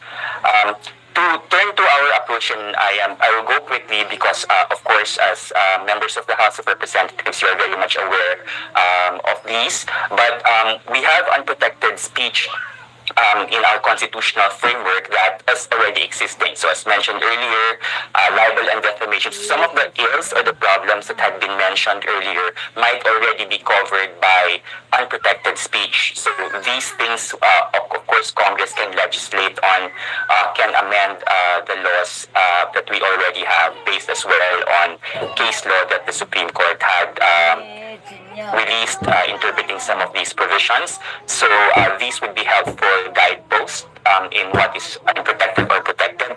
The rest that are not covered by those would be protected.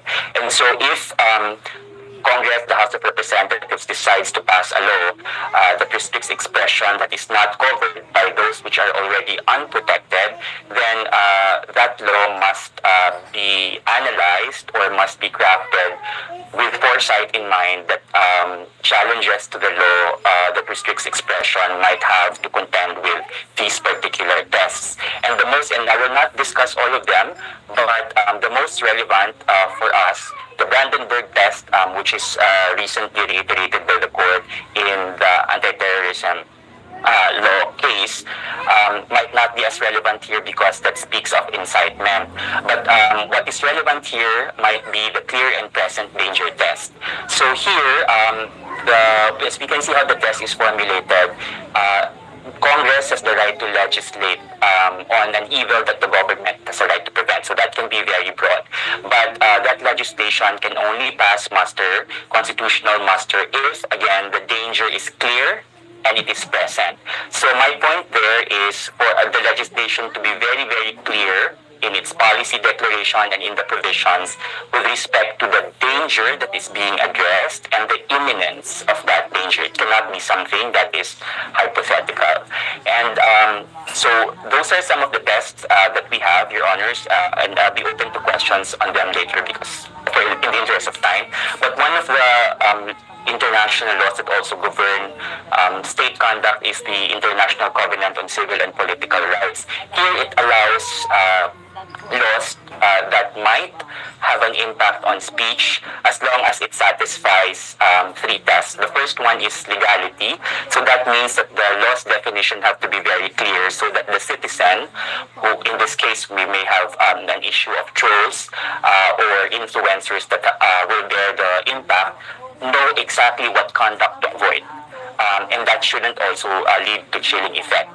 And then the legitimate aim is covered because public order is one of the legitimate aims, as well as respect for the rights and reputations of others, and necessity and proportionality. So the fines should not be too exorbitant, or imprisonment should not be too exorbitant that it's no longer proportionate to what was, let's say, it's misinformation or malinformation as opposed to disinformation.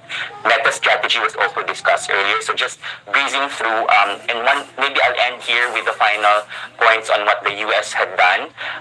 The U.S. Federal Trade Commission Act declares that unlawful, unfair, or deceptive acts or practices that includes influencers. And part of the practice guidance here is for disclosures from influencers.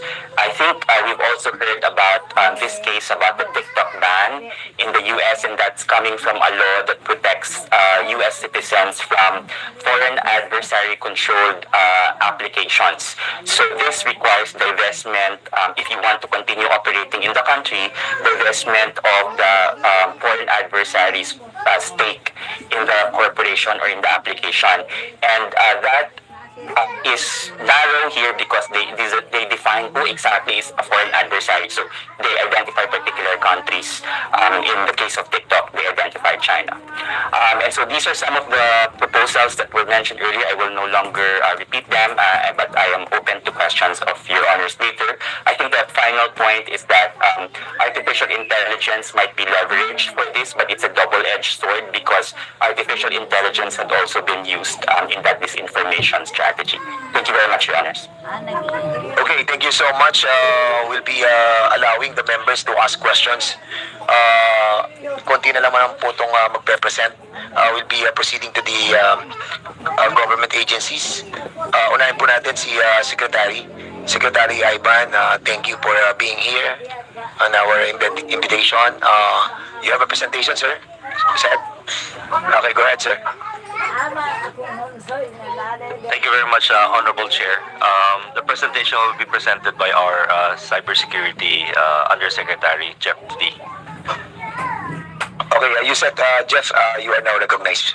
Thank you, Mr. Chair, and to our Secretary of ICT, Secretary Ivan Janway. The presentation po is just an overview of... can you kindly speak louder, yung mic? The reason why we invited the government agencies is to find out if they are compliant with the Republic Act 10175, especially on the implementation of the Cybercrime Investigation Coordinating Center. Kung ito po ay nagpa-function para to abate this problem of misinformation, disinformation, and malinformation. And siguro with your presentation, makaklaro sa ating mga kababayan kung ano na yung estado at kinalalagyan ng ating gobyerno on abating this problem. Thank you, Yusek and Secretary. You can proceed with your presentation.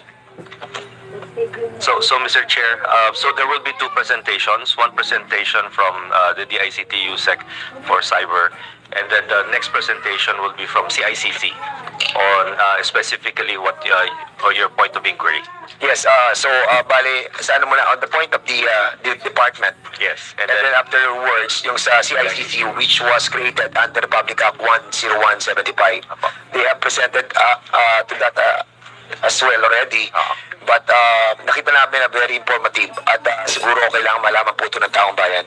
So sige, Yusek Jeffrey, proceed. Thank you, Mr. Chair. Thank you, Secretary. So yung presentation lang po, if we can flash it on the screen. This presentation also went through the CICC, the Cybercrime Investigation Coordinating Council Executive Committee, which convened last week. Next slide, please. Just an overview, the Philippines is ranked number 2. Quiet, please. Okay, go ahead. Just an overview of the Philippine social media landscape. The Philippines is ranked number 2 in social media usage with approximately 86.75 million social media users. That constitutes about 73.4% of the entire population. We average daily 3 hours and 34 minutes of screen time in social media. And the most popular app still remains to be Facebook and Facebook Messenger. A very far second is TikTok, although Instagram and X, which was formerly Twitter, is more famous dun sa younger audiences. Let me point out lang, Your Honors, that most people maintain multiple social media accounts.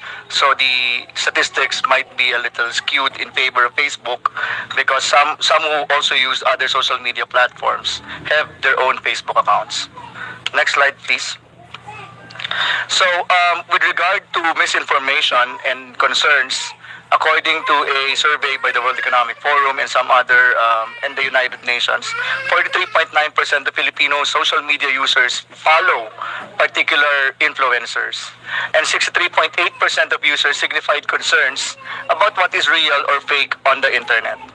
70% of Filipinos on social media also bought a product due to an advertisement by an influencer's recommendation. We're generally talking about influencers not necessarily as artists, but also yung mga sikat po na mga vloggers at saka yung mga sikat pong nagbebenta sa TikTok at saka sa Facebook Marketplace. Next slide, please. We would like to present two cases just to express challenges of the law enforcement agencies when it comes to enforcing the law, specifically on on disinformation, malinformation, etc. We would like to present the case of the Pulburon, which is where napatunayan na naman po, nagkaroon na po ng forensics ang NBI, ang PNP, the DICT already spoke on it, CICC, the center also spoke, Vera Files, and the other private parties already said with finality that that was a deepfake. The deepfake was first presented in a rally in the United States. Seemingly, a face of the president was swapped to a person inhaling a white substance in that particular video. Next slide. So, in this particular incident, sinabi na po, like I mentioned earlier, maliwanag po na this is a deep fake which was intended to malign the president and the current leadership. It is a manipulated video featuring the president. And we already issued, all government agencies were one in issuing a clarification that this was false and this was deep fake. I will discuss more about that, sir, but I would like to highlight a second case. Yung second case naman po, next slide, bago ko po i-discuss yung two cases. This one is, and I'm sorry Mr. Chair for presenting this, but this is already in social media po in TikTok. A particular person under the handle of AMP Satire had been producing deepfakes, but this time it is different. This time inaamin po niya na deepfake yung pinoproduce niya at meron po siyang kolatilya na sinasabi niya yung kaniyang pinipresent is for political satire. Sinasabi niya na these are all satirical and these are all political opinions. So yung isa po, hindi niya inamin, sinasabi yung baliktad po, yung Pulburon case, sinasabi nila na totoo yun. Ito naman pong si AMP Satire, almost every day nagpo-produce sa TikTok, sinasabi niya this is satire and that this is for fun. Yun nga lang po, obviously, ang tinatarget po niya, nandiyan po si number 1 in our constitutional hierarchy, the President, and then followed by the number 4 in our constitutional hierarchy, the Speaker of the House of Representatives, and some other personalities involved. Next slide. So mga targets yan, talagang they are being hired to malign the persons of those political personalities. So to be honest, Mr. Chair, we do not have specific information yet. But we are willing to share results of investigation of our efforts to track down the entire machinery being used. Which is on the next slide, Mr. Chair. All right, sige, go ahead. Wala lang, Mr. Chair. Nag-react kasi nakita ko yung picture ko eh. So, kaya I-reacted. My apologies, Mr. Chair. Sige, pero kung meron na kayong makukuhang mga sources dyan, maganda for us. Sige, go ahead. So, Mr. Chair, first I would like to seek the apology of the committee because no charges until now have been filed with case to the Pulburon, pero meron kaming map out of the personalities that engage in kung sino yung anchor. Ang tawag namin doon anchor eh. Yung parang source tapos ini-spread nila systematically using a case of hashtags. So you have the information about that? But we would like to request sana, sir, kasi wala pa namang official case na we are ready to present this sana in executive session to Congressman. Surely we have to have an executive session on that matter. This entails national security. Okay, Congressman Barbers. Mr. Chairman, just clarification kay Yusek Jeff. No? Ang ibig mong sabihin, identified nyo kung saan nag-originate yung video. Sir, yung originate, hindi po, how would I say it, may suspect po kami sino yung anchor, kung saan sinishare, similar to the academic discussions earlier made by the academe. Usually meron siyang anchor, and then po pwedeng because naniniwala ka lang, hindi ka naman paid, pero kung paano disseminate. So meron po siyang with the indulgence of Congressman Ace Barbers, kasi itong information na to very critical as well. Kasi sa atin okay lang yung personal natin eh. Yung personal natin, we can talk about it eh. But if this video pertaining to, halimbawa yung sa West Philippine Sea, sasabihin natin yung source na yun, ma-identify natin, it might jeopardize yung operation ng DICT. So I believe that we need to have a executive session on this matter. Because I know what you're driving at, Chairman, but kasi kung sa atin lang, sige, okay na yan, pero makikita yung intention eh. So, I believe that we have to have an executive. I absolutely agree with you, Mr. Chair, but my question directed to the Yusek Jeff is, alam nila kung kaya nga kinaklarify ko, sabi nyo yung anchor ba, yung origin? Hindi. not necessarily so, Your Honor. So, but when you say anchor, the source of the shares. siya yung responsible in sharing. That's correct. And you have a person in mind. You have a suspect. We have a series of people who could be the anchors because sila sa kanila yung, kumbaga pag in-ABC po, sila yung root, sila yung main And if propagators. evidence warrants, magpa-file kayo ng kaso. If the case, May we know ano yung kaso ang ipapile nyo? sir, if meron nga po kaming question, if we will present that po, Your Honor, because we're discussing Thank that. you, Mr. Chair. Thank you, Yusek. Okay, Yusek, you can proceed with that. Thank you so much. Thank you, Mr. Chair. So, to the next slide po. So, here are the open debates that we are having in which we would like to share to the public and also to the esteemed TRICOM so that para makita po kung gaano ka-complex yung issue ng misinformation and disinformation. If we focus on the Polveron case, the questions in mind that we are discussing among the Executive Committee of the CICC, which includes the NBI, the PNP, ACG, and the DOJ, is that will this fall under the sedition, revised penal code article 139, or a rebellious act or sedition?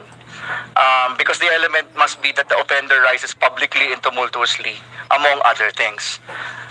Ito naman po kasi openly pinananawagan nila na BBM resign. Mamaya po ipapakita rin namin yung pag nakita niyo po kasi yung hashtags, ang ginamit nila is hashtag Polvoron, hashtag BBM resign. And then they used hashtag PNP, hashtag AFP.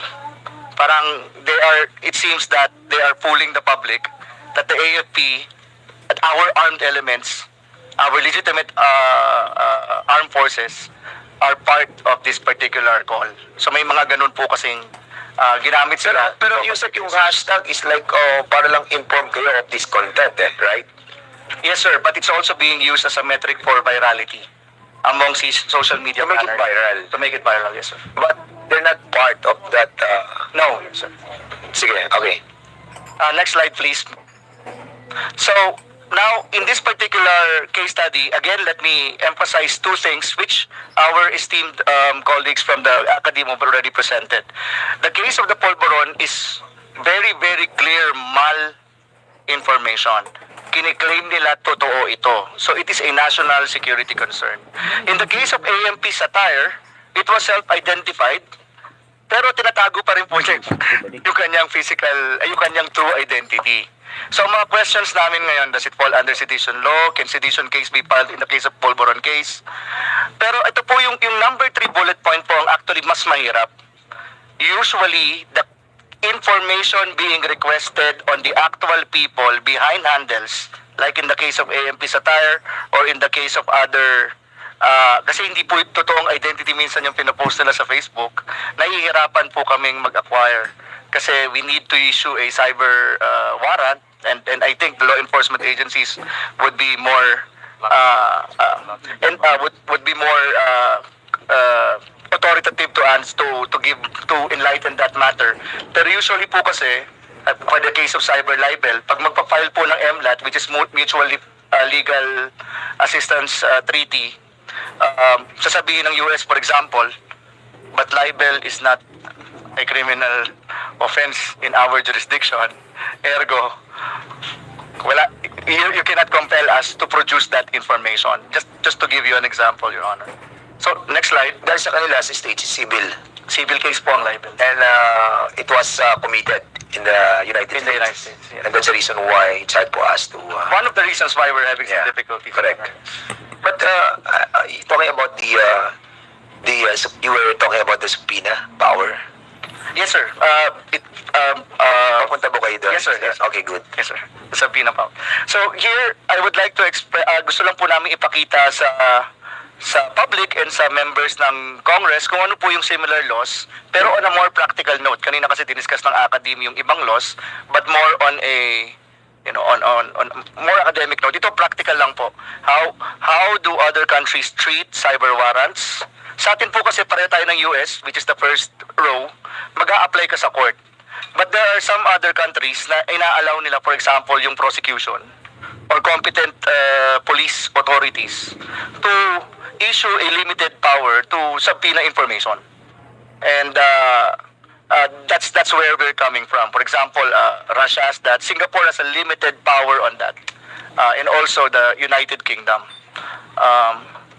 Next slide po. Now, in terms of retention, nagiging problema rin po kasi from a law enforcement perspective yung retention. Sometimes, magpapile ng kaso 8 months down the road kasi doon lang naging available yung warrants and yung information that we need. Pero burado na. I understand that the social media networks, I hope nga they are here, sa kanilang servers which is located elsewhere in the world but not in the Philippines, I'm sure they have that data. Because they also have the data retention policies with other countries. But in the country po kasi, we follow some similar to the United States again and Singapore and Russia na magre-retain lang sila ng information upon the request of law enforcement agencies. Unlike other countries like the United Kingdom, Australia, na meron talaga silang data retention policies even for social media. So, next slide po. And so here is a summary of the issues and of what we are requesting just in case. Something to think about po dun sa House Bill that was proposed for social media regulation. And this is what the DICT has been referring to as social media regulation. Hindi naman namin sinasabi na kokontrolin natin social media, but just to allow the law enforcement agencies to have more immediate power to react. Kasi ngayon po, nasa 3-second rule na po ang social media. 3 seconds scroll ka po eh. Tapos in a day viral na siya, but our courts will take months before they can issue the warrant. By that time, tapos na yung viral, ibang issue na po yung viral.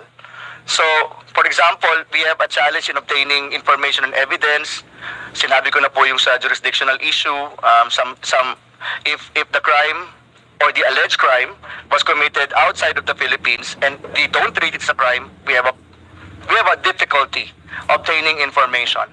Now, on the third bullet point po on takedown requests and parameters and content removal, we take note, it was also discussed by the academe, the Decini case versus the Secretary of Justice in questioning the constitutionality of 10175.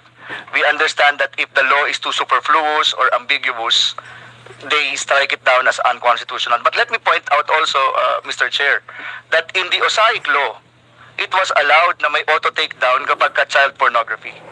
So, I think if we craft a law that will allow a auto takedown but with specific parameters so as not to curtail freedom of expression in the interest of national security, then we can then I think that could be allowed, no? So an answer to the Dicini versus Secretary of Justice when they question the You're talking about the automatic takedown on the part of the platforms. Yes po.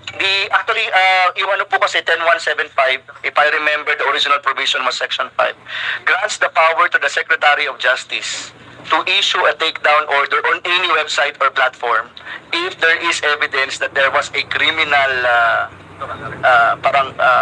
intent doon po sa post. Yun po yung na-strike down ng Supreme Court. The Supreme Court. Section 12 ba? I'm sorry, I'm not sure about the section, sir, but there is a section there. NTC was telling me section 19 now, sir. So yun yung na-strike down, but I think, as I mentioned, yung sa OSAIC law kasi inallow ng Supreme Court, basta child pornography.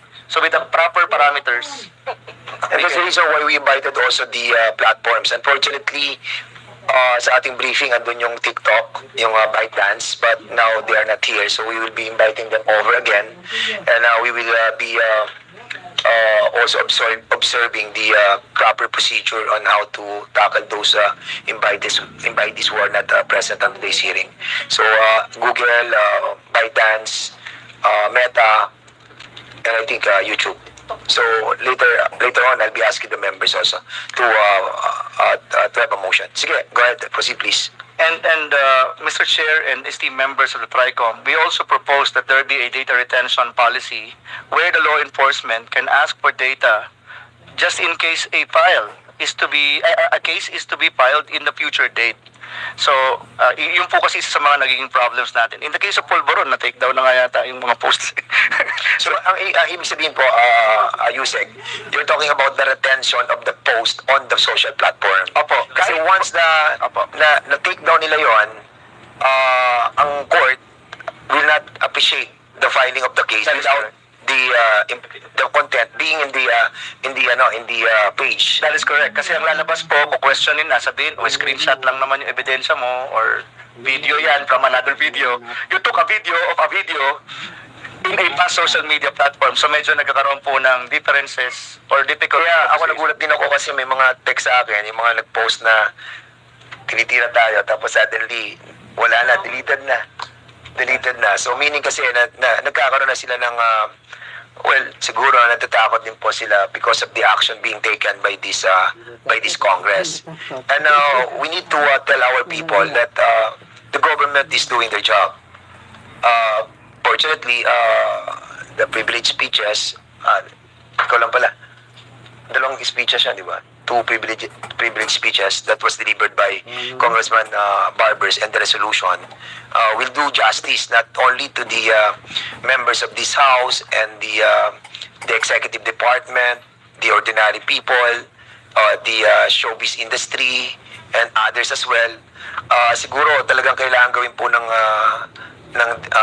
CICC, Cybercrime Investigation Coordinating Center, yung trabaho. Kasi ang worry ko po dyan yung sa subpoena power.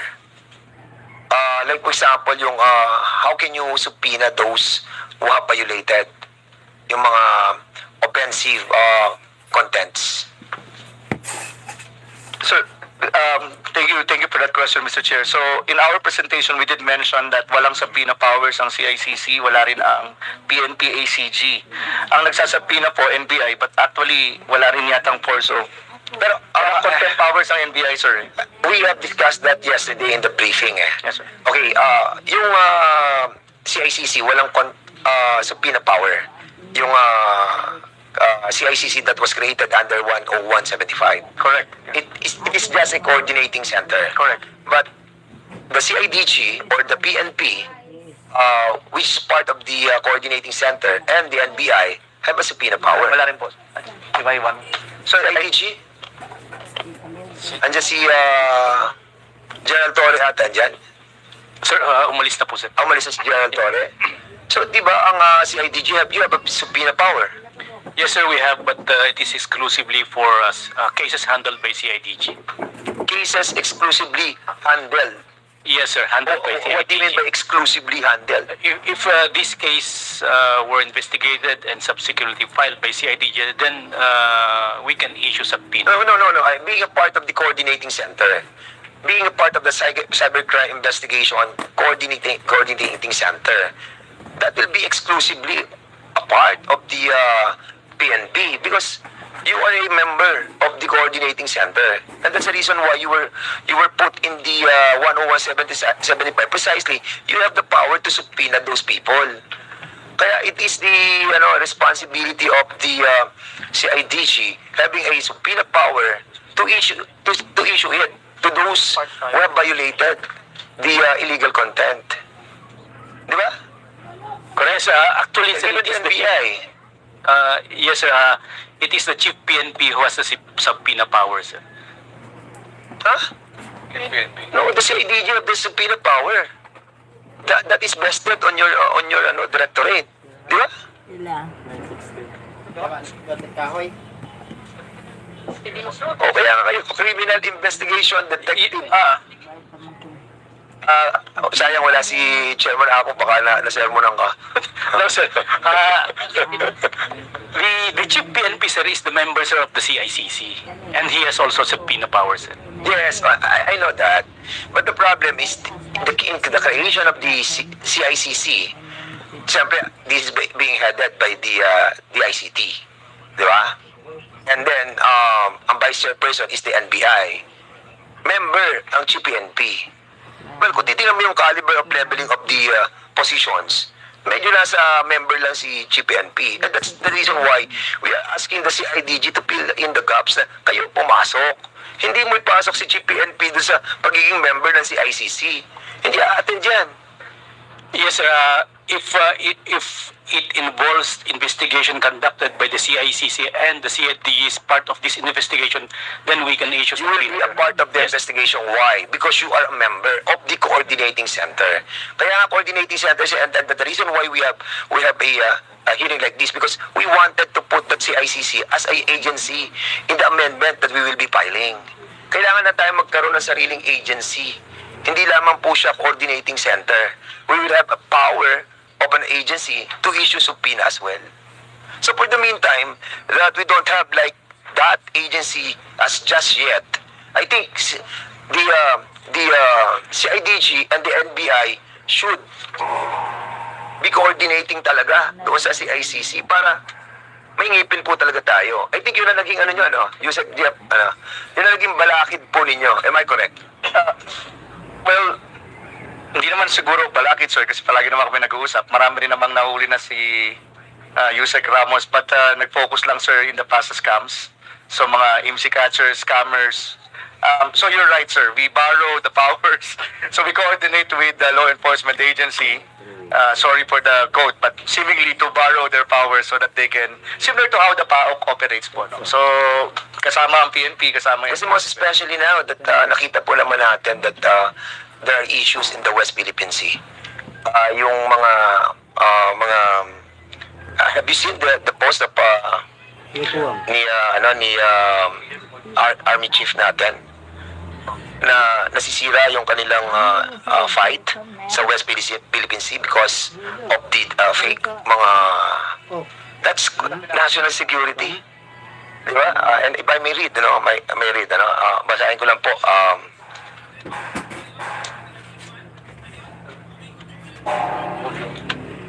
Ito po sinabi ni Commodore J. Ariela, yung Philippine Coast Guard po natin, spokesperson for the West Philippine Sea, on the role of social media influencers in the discourse surrounding the West Philippine Sea. February 3, 2025. Ngayon lang to. Sabi niya, I would like to commend the House of Representatives for leading this initiative by inviting social media personalities who sometimes model the conversation regarding our fight in the West Philippine Sea. At times, some of them even amplify PRC narratives and weaken our own position. It is important that we make these influencers recognize the limitation of their freedom of speech, particularly when it jeopardizes our national interest and undermines our own struggle in the West Philippine Sea. Kasi sila nakakawawa yung ating mga members of the Philippine Coast Guard eh. Diba? talagang kailangan ng yung exercise of that subpoena power must be enshrined on the CICC. Mr. Chair, Chairman Abante, please. with regards to the problem we have now, no? The CICC has the right to investigate, di ba? Motu proprio investigation. Pwede ba yun? Even though na walang complainant.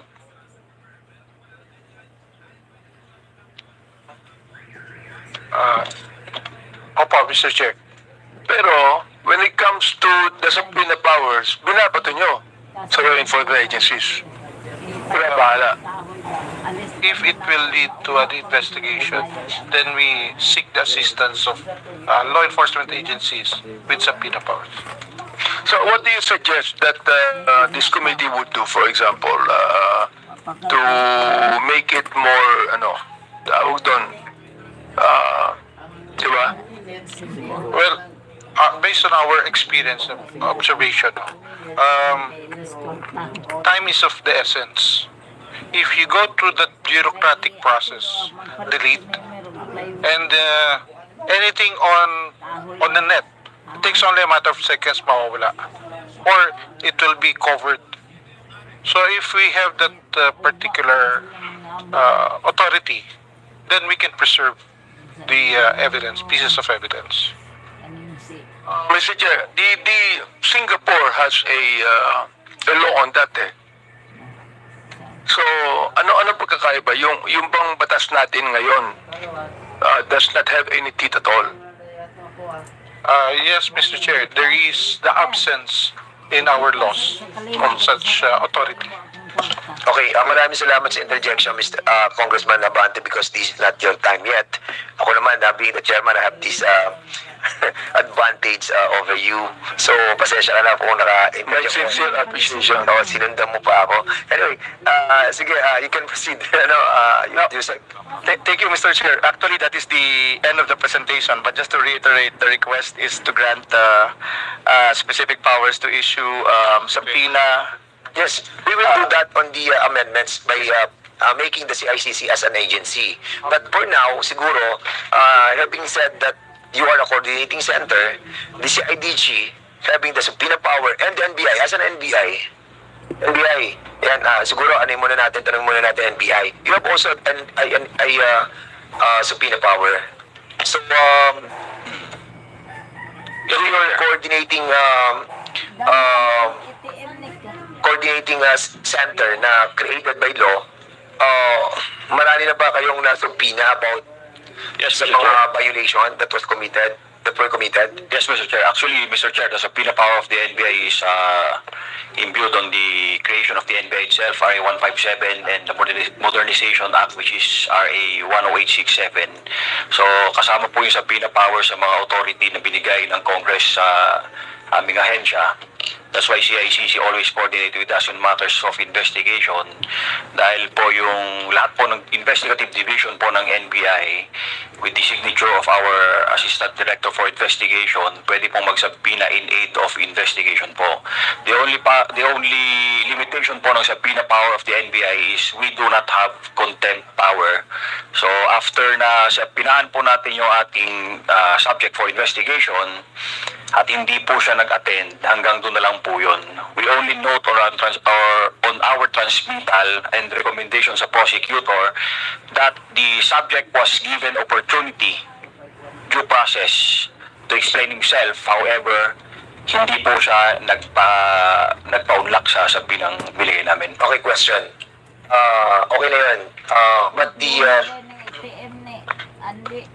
the subject complainant, yung complainant should be yung taong apektado mismo or motu proprio on your side. You can be the complainant, the CIDG and the NBI. Mr. Chair, just for clarification, sabi po ni CICC, we could investigate motu proprio.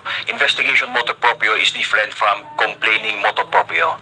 When it comes to the filing po dito sa ating prosecutor's office, we have to, kailangan po ng complaint ng injured party.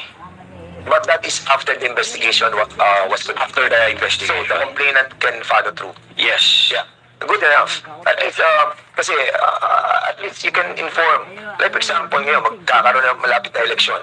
Nagdadami na talaga that against us eh. And ang dami mga videos, YouTube, TikTok, ang talagang nakikita natin that, like for example, may example lang ako, Mr. Chairman, Co-Chair. Dahil kahapon lamang, meron kami sa pamantasan ng lungsod ng Kabuyaw. Meron tayong dinonate doon, nabanggit yung pangalan ko. You know how many bad comments ang nagbarrage doon sa page nila? 24,000 comments in, I think, in 2 hours. Can you imagine that? That's bots. Autobots. Kaya nga eh. So, ganun sila ka-desperate. 24,000 comments. Well, basically, maraming talagang marang bad comments. Yung good, siguro, kakonti. But that is bot, di ba? Bots yun, di ba? Now, ang tanong, kasi baka ang tao hindi naiintindihan yung bots eh. Kaya ganun kabilis because sa isang source nang galing yun. Am I correct? On this analysis? Yusek? Yes, sir. So, kasi, kami na nasa Quadcomm, nasa Tricom ngayon, for sure. Maraming aabutin tayo mga ganito. But, we have to let the people know na mga bots yun. Even the what you call it, the Texas, di ba? Mga gawa ng AI. So, wag natin paniwalaan basta-basta na yung mga messages na nababasa ng ating mga kababayan doon ay galing mismo sa tao. Dahil hindi siya galing sa tao. And maybe a little while that can be explained by the CICC because kahapon when this was presented to us, ako mismo noon ko lang naintindihan na yung mga messages doon sa mga maraming barrage of messages, the bots. That is correct, Your Honor. Diba? Lungkot. Ganito ka-desperado yung ating mga kababayan dahil malapit ng eleksyon na talagang wawasakin tayo. And even yung mga ating mga members of this Congress, sometimes they feel nararamdaman nila yung depression because makikita mo ang daming views, nag-viral, ang daming comments. Pero makikita nila yung source, it's just one source. There's yung mga messages, and that's bots. That is correct, Your Honor. That's AI. Kaya we need to have a tool that will help the people to understand what is deep fakes and what is bots. Saan nang galing yung source? And that is your responsibility on our constituent, on our people to give us these tools para ma-appreciate namin ang truthfulness and falseness of one content and the views and the messages that are being put in the pages of the different citizen of this country. Yun naman kasi lahat eh. Pag may kalaman ka sa negosyo, yung restaurant mo, tirahin lang ng bots, di lugi ka na. Pero madami naniniwala, manipulative nga eh, katulad ng sinabi nila ng ating mga akademe, minamanipulate nila yung mga trolls para mag-side doon sa narrative nila na yung restaurant na yan, masama ang pagkain dyan. Huwag kayo dyan kumain. Para sa amin, masama yung politikong yan. Dahil ito yan, pinasok ng mga bots at ng mga AI. Sige, Yusek, tapos ka na po, no? Yes, Your Honor. Pupunta po tayo sa CICC. Siguro yung presentation po ninyo because yung sa tinatawag natin deepfakes, how can the people recognize that this is deepfakes? Kasi meron kayong pinakita sa amin about kila Tom Cruise, kila, ano yan? Dan Fernandez. Hindi ako masunod. Meron ako deepfakes eh. Meron din eh. So paano natin ma-inform yung tao? Mang Pedro, yung pinapanood mo is a deep fake yan. So paano? Go ahead, sir. Thank you, Mr. Chair. Well, with our presentation, technical presentation yesterday, I think there's no need to repeat this content. But we will go to the meat of the presentation natin. What is the resolve of the government to address this issue of fake and deepfakes, fake news and deepfakes? So, what is important here is that we have presented that in the past year we've been studying it, and we have found a solution that will enable not only the government but including our citizenry to have that power to discern the content. So I think we should present the tool that we want to disseminate. Okay, our objective is empower the public, empower the citizenry to have the capacity to determine what is fake and what is real. And we believe with the introduction of this solution, we can even the field, or we can educate the public how to defend themselves from being fooled by these propagators of false content. Marco, can we present that? Kindly disregard our presentation already. We'll go straight to the tool. Hindi pare? Hindi pa. Meron pa sila. Tapos na ba? Yeah. Then we will go to the presentation on the how to determine yung negation. What you're trying to tell us is about how to negate, no? How to negate the fakes. The fakes, no? Yes. Para lang for the information of the body, no? Para makita po natin, ma-recognize po na. Kasi ako, kahapon, makita ko rin, saka ko lang nalaman na ganun po pala ma-appreciate yung deep fakes, no? Doon mo lang makikita na, fake pala to. Kasi otherwise, yung lalo na yung mga ordinary people, hindi nila malalaman na peki pala yung pinapanood nila. So, i-capacitate natin sila. Yeah. For some guidelines here, you see, when you see content and there's a rapid barrage of reactions, this is not normal. Ito ho ay kagagawa ng isang mechanism, no? Online mechanism, which we call botnets, no? Or this is generated by artificial intelligence. Ang artificial intelligence ay isang sistema po wherein you can ask it to do something automatically. It's a form of automation. And ito ay napoprogram. Mag-aantay na this is unmanned. Pag meron ka nakuha ng content o may mag-trigger, automatic magre-respond yan. And this is not a normal occurrence ng tao.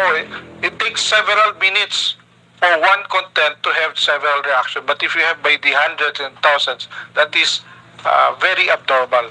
And our monitoring center in CICC, we have observed certain patterns. That's why we want to establish some new or request new legislation. We should also look at the capacity or authority to take down botnets. The capacity to determine to automatically remove that is a non-person entity, and including the content it propagates. Ito ho yung and there's no violation of the freedom of expression on those bots because they're not humans. They are not humans. They're not protected by law. And I don't know how it's going to be interpreted. That's why we need legislation on this. And this is artificial we were talking about the bots on the different reactions and messaging of those bots, which are not humans. These are not human generated. Saying libelous content on us, di ba? On everybody. The content, Mr. Chair. What about the contents? What about the sa YouTube na ginagawa nila? There's also comments and there's also di ba? Bots din yun. But yung pong content can be a deep fakes as well. Yes. Mr. Chair, there's also the angle. Clarification lang muna. Chairman Congressman Marcoleta. Director, kasi sinabi mo kanina, we must empower our people. Tama naman yun. We have to enlighten our people. Because if our people are able to distinguish what is fake and what is true, sila lang, they can always repel. Maski na konting tulong lang. Halimbawa kanina, sabi ni Chair Dan, ang problema natin is the West Philippine Sea, sabi natin. But Sinong agency ng government ang nag-empower sa ating mga kababayan para malaman nilang complications ng West Philippine Sea? Isipin po natin, Sarah, there is nothing as West Philippine Sea. Wala po yun. That is a creation by us. Sa totoo lang po, kahit nabasahin mo yung ating mapa or what, there is no West Philippine Sea. Ang West Philippine Sea, yun po yung area na kiniklaim natin, ito yung exclusive economic zone. The complications of the West Philippine Sea has not been explained to our people. Kaya po nagiging vulnerable tayong lahat eh. Ang sinasabi nila, inoccupy daw ng China ang ating territory. Sir, sa totoo lang po, if CICC and other agencies would cooperate with one another to empower our people, to educate them all, wala pong madideceive kahit ano pang gawin ng China. Kasi alam po na we are all claimants dito po sa panig ng South China Sea. Several of us, Philippines, China, Vietnam, hindi po natin alam ang Vietnam as the most features occupied in the South China Sea. They had 22, China is 14, tayo 8, Malaysia 14, Taiwan 1.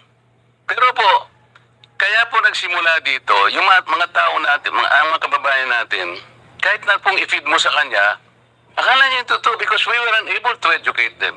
We have not enlightened them as to the complications of the South China Sea. What is the South China Sea? Di ba? So, doon po tayo magsimula. Ngayon, magdi-discuss tayo. We will repel this. Mahirapan din po eh. So nagiging biktima po lahat ang kababayan natin. Kahit na po dito sa ating kapulungan ngayon, hindi pa nila alam kung ano-ano po ba ino-occupy ng China. Hindi po territory ang issue in the South China Sea. Ang issue dito is our maritime rights.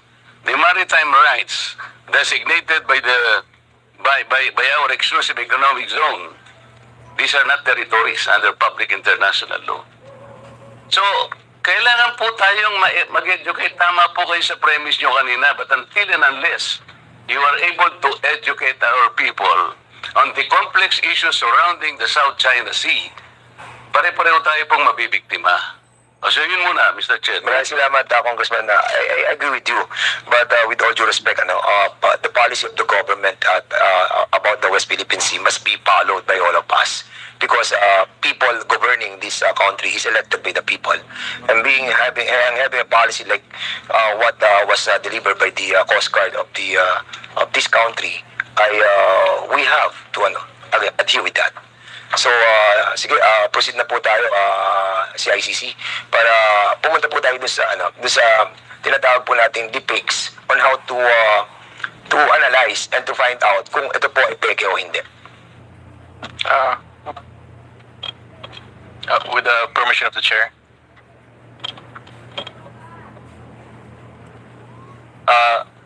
Good afternoon po. I am Marco, an agent of CICC, and I'll be presenting one of the tools that will basically detect deepfakes.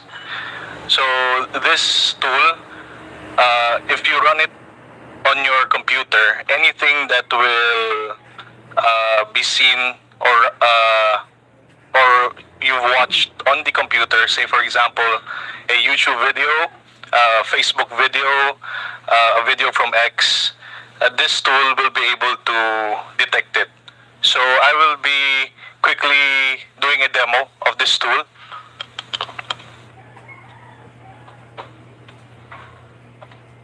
So one of our examples here is a deepfake video on President Zelensky. So this is publicly available on YouTube. So this tool, this app of ours is an app where you can install it on your computer. It acts somehow like an antivirus, and when you activate it, it will practically run like a background process. So if I run it now, as you can see here in the lower right, if I run it now and play the video,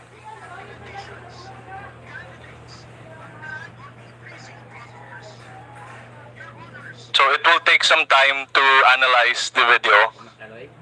And you can see on the lower right that you have a notification there to Zoom. Zoom niyo yan. Yeah, on the lower right, please.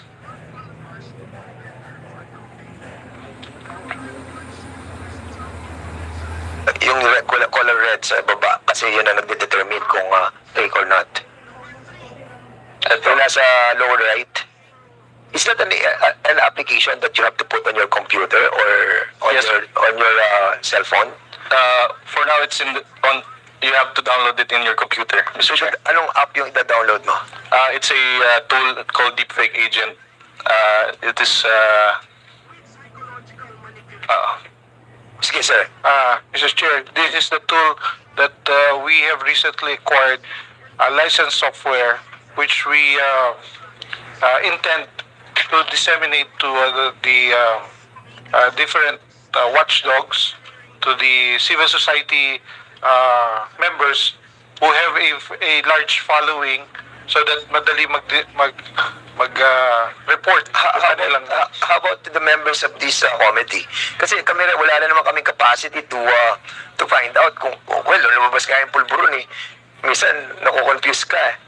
What more, yung others. So, mabibigyan din po kami ng ganyang, Well, Mr. Chair, the more the merrier, no? Okay. Because we will have a community-based fact checker.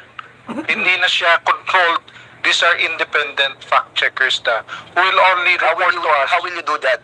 By registration, we have a policy right now that's being developed together with the other members of the Council of CICC as a guideline for reporting. You see, we have very limited manpower and very limited.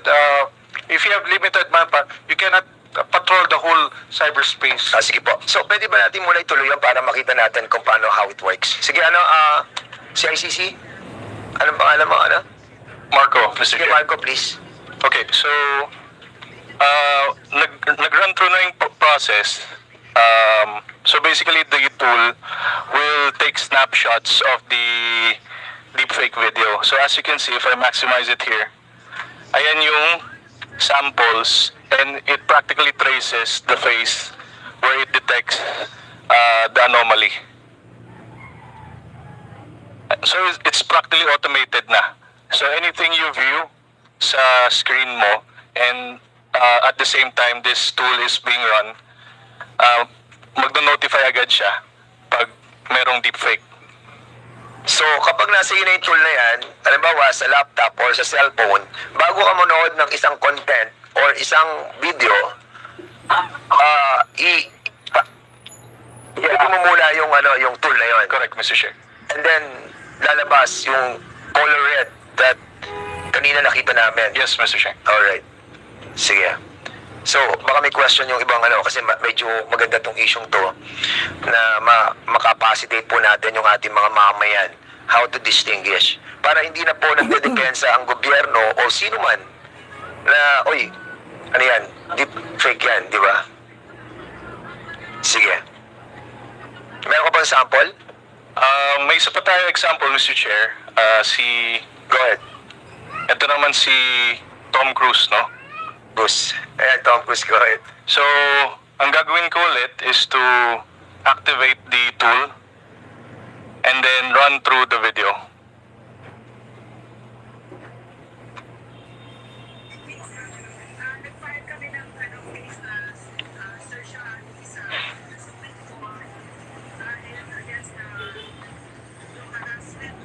So, it will take some time for it to detect. Ayan, so makita natin may notification na naman on the lower right that the deepfake video detected. So ito naman, next scene is si Mark Zuckerberg naman nagkaroon ng deepfake video. So definitely our tool will be able to detect this. So the tool will run for 30 seconds lang, and then after that, i-show na niya yung results nung mga nakita niya. Pwede ba i-download yung yung tool na yan?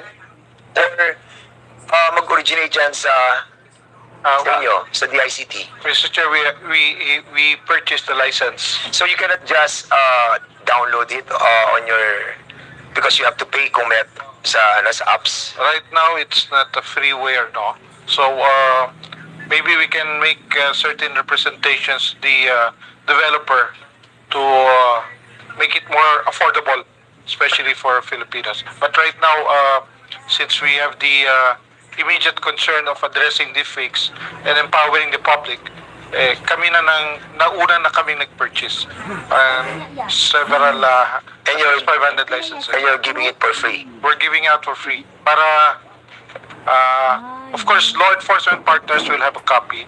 Civil society and leading civil society groups will be provided PPCRV, sila NAMFREL. Ito yung mga organized groups na.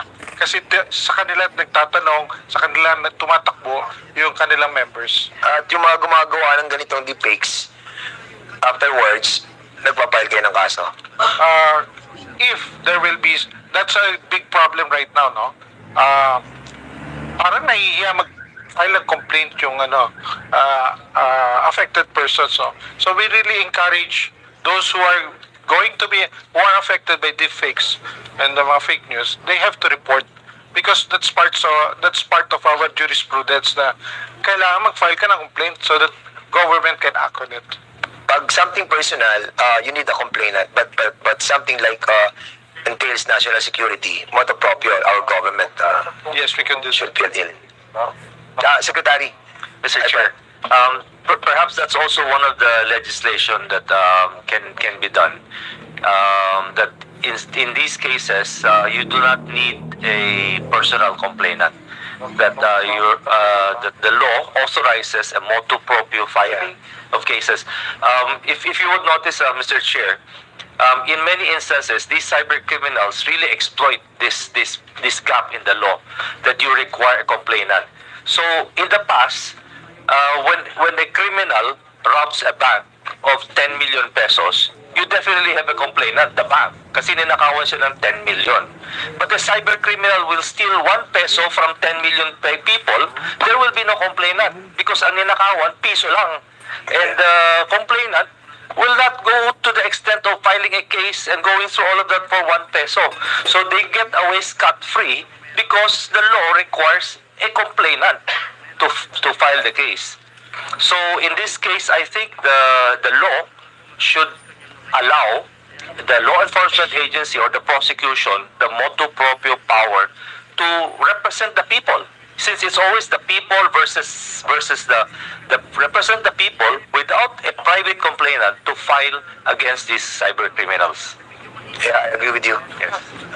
At least nakikita natin yung mga lapses natin, loopholes natin. So, it's a good thing that we have a committee hearing like this, no? Para ma-resolve po natin yung mga gaps. Siguro, proceed po tayo sa, kung wala na po sa CICC, punta na po tayo sa DOJ.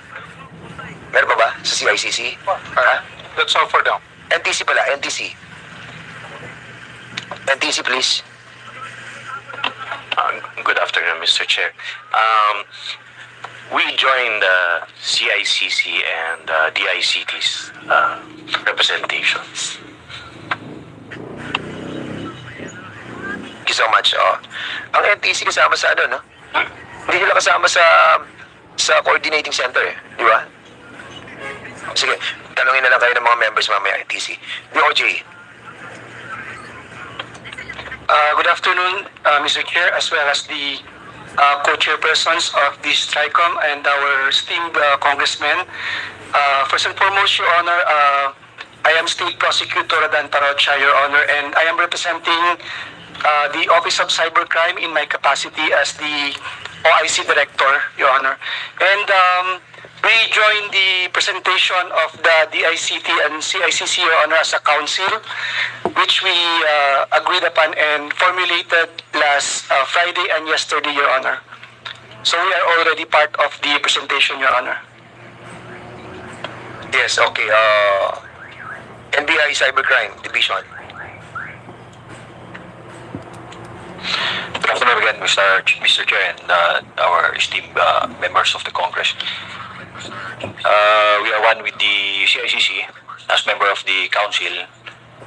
So the presentation of the CICC was a consolidated effort of all of the agencies involved in the Council, Mr. Chair.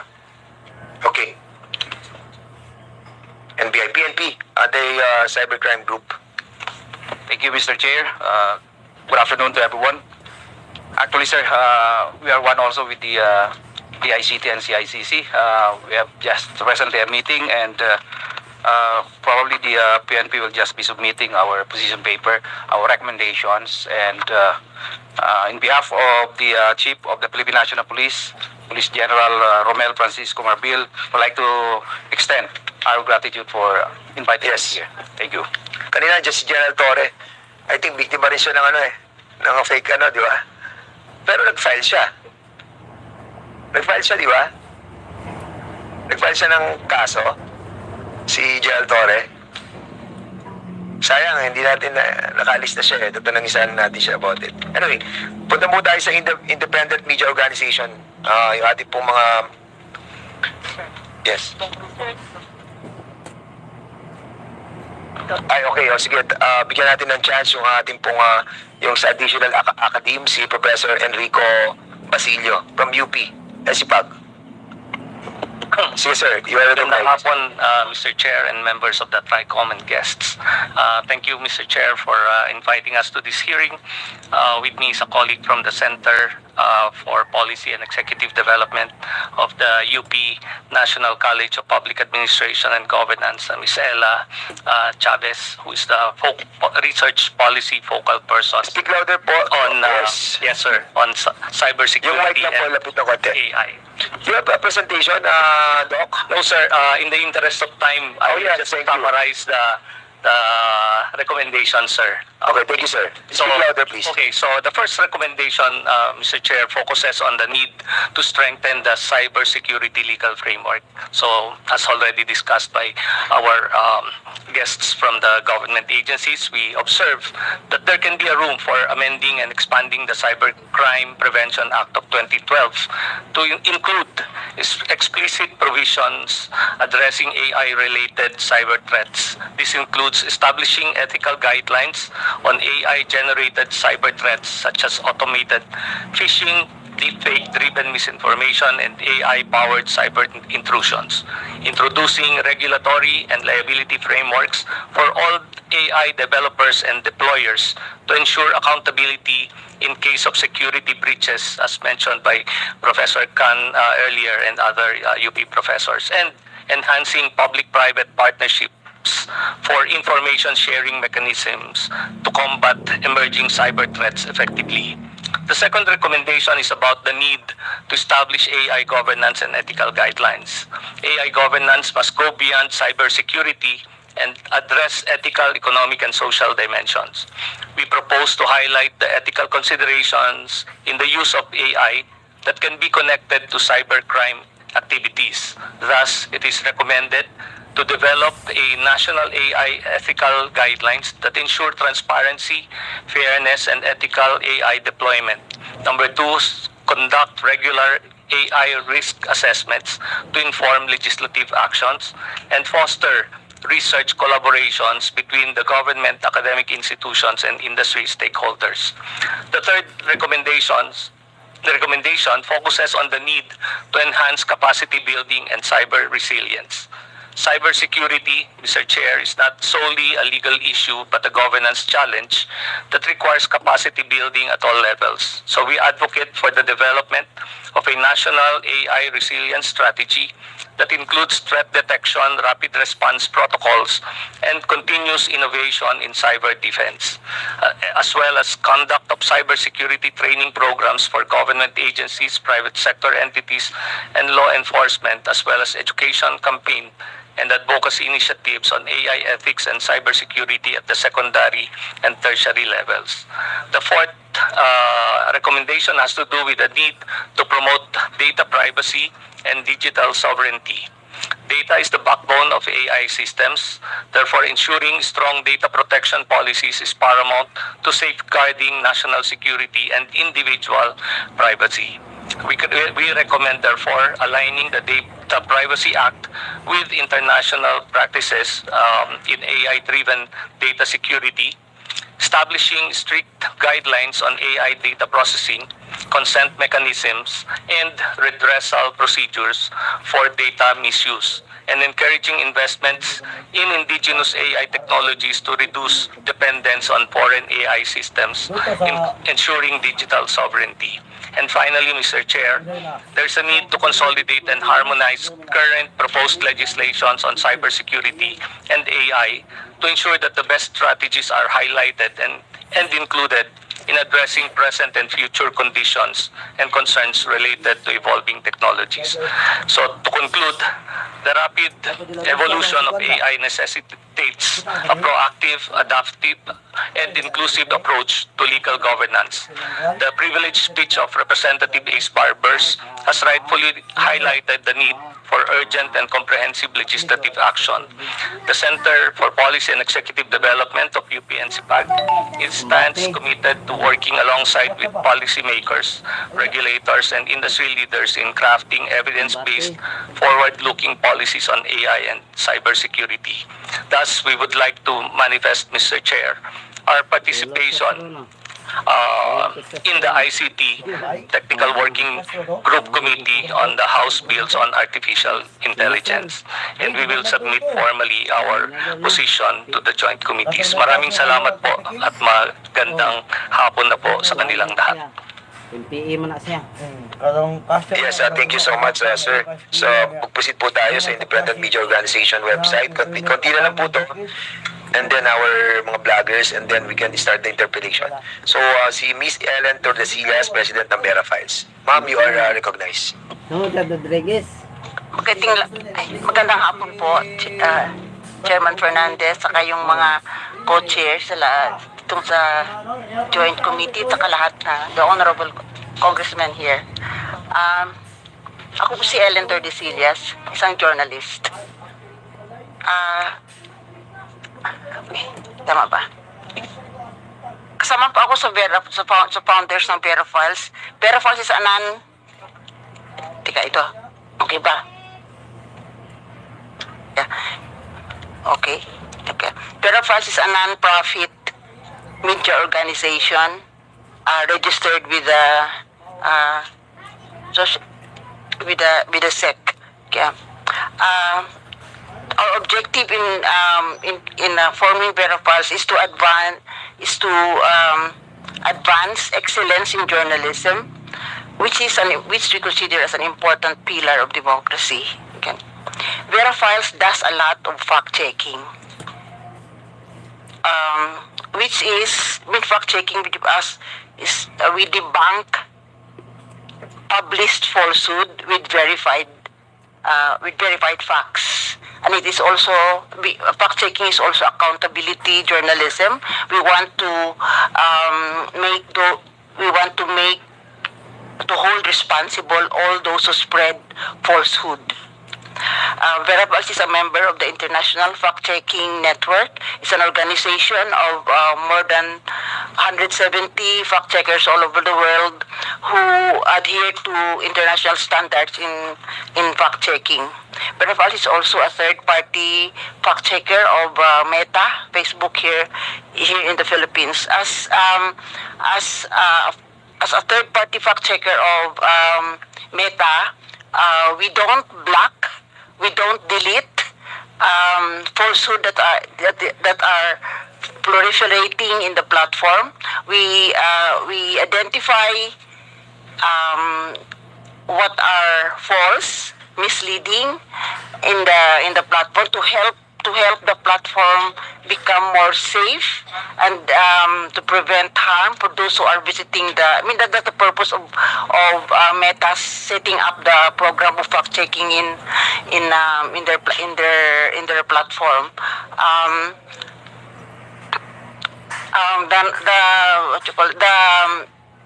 In the process of fact checking, we have identified most of the falsehoods that we identify in social media are scams, hoaxes, and Mr. Chair, can I interrupt? Is Secretary Oy leaving now? May tatanong sa kanya kasi, sandali lang sana. Alis na ba siya? For a few minutes na lang. But anyway, the Undersecretary is here. Okay. Sabi ko, no, dito sana eh. Kaya lang, mamaya lang. Thank you, Congressman Plato, for your understanding. Sige, Ma'am Vera. tuloy ako. Opo, ma'am. Sige, okay. Sa pag-check namin as a third party fact checker of Meta, ang mga nakikita namin karamihan na falsehood, I try to avoid the term fake news because it's an oxymoron actually, because when we say fake news kasi, the term fake news kasi undermines the value of news, which is, pag news kasi dapat totoo yan eh. Pag hindi totoo kayo, chismis yan. So pag sinabi mong fake news, parang diba oxymoron? You don't modify something that is true with the word fake. Pero anyway, nagiging na kasi parang Colgate, no, tsaka toothpaste. Pero anyway, but anyway, what do we fact check? We fact check falsehood, lies, which are proliferating in social media. We follow criteria in deciding which to fact check. Dahil sa dami-dami talaga, tama yung sabi ni Chairman Fernandez, na talagang pag nagba-viral in thousands in a matter of minutes and hours, ganon. So may criteria kaming fina-follow what to fact check. Number one, it should be a statement of fact. Hindi kami nagpa-fact check ng opinion, hindi kami nagpa-fact check ng fiction, di ba? Hindi kami nagpa-fact check ng prediction. Di ba? Pag sinabi mo kasi na we expect the Philippines to belong to the first world group in 5 years, hindi namin pwedeng fact check yan, di ba? Kasi wala pa namang 5 years, ganon. So anyway, number one, it should be a statement of fact. Number two, it should be relevant. Kasi kahit naman may false one, hindi ko ipa-fact check kung ano nangyari kay Maris Racal at kay Anthony Jennings, no? Kasi ano naman relevance nun sa general public, di ba? So, kino-consider namin yung relevance. Saka isa pa is, ang third is, kaya ba namin i-fact check sa madaling panahon? Kasi, iba kasi ang fact-checking kaysa investigative journalism. Ang investigative journalism kasi, it will take weeks and months, gano'n. Ang number one, ang importante sa fact-check is to stop the spread of falsehood. Agad-agad, kailangan mo ma-stop. So, kailangan, kaya ba namin ito i-fact-check at least one day, mahaba na kasi yung one day, but mahaba na siguro yung 2 araw. Kailangan ma-stop. Tsaka kailangan kasi pag nag-fact check kami, we debunk falsehood with verified facts. Hindi namin pwedeng hindi kami pwedeng magsabi lang na mali, ganon. Kasi di ba, pangit naman yun na fact checker ka, tapos yung fact check mo mali rin, di ba? So, kailangan verified facts. And number, ang additional criteria namin is yung virality. Kasi kung mas viral, mas urgent yun na yun ang isa-stop na, yun ang uunahin namin, ganon. So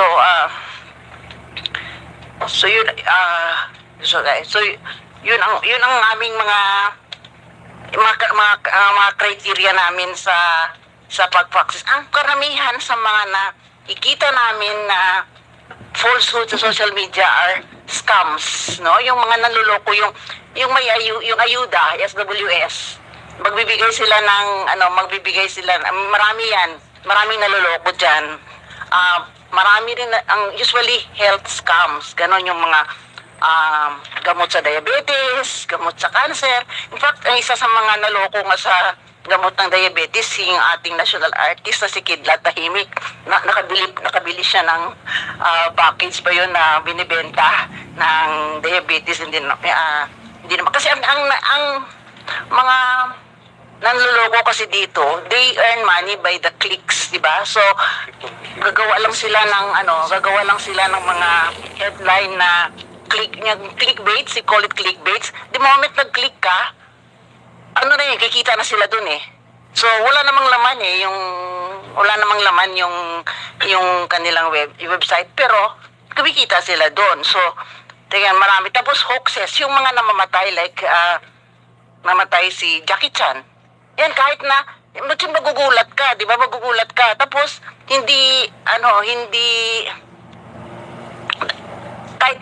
kahit na, later malaman mo na hindi totoo, nakaklik ka na, di ba? So, yun ang marami. Tapos, ngayon habang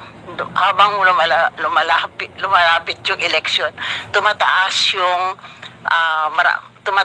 yung falsehoods na lumalabas related to sa election. So, medyo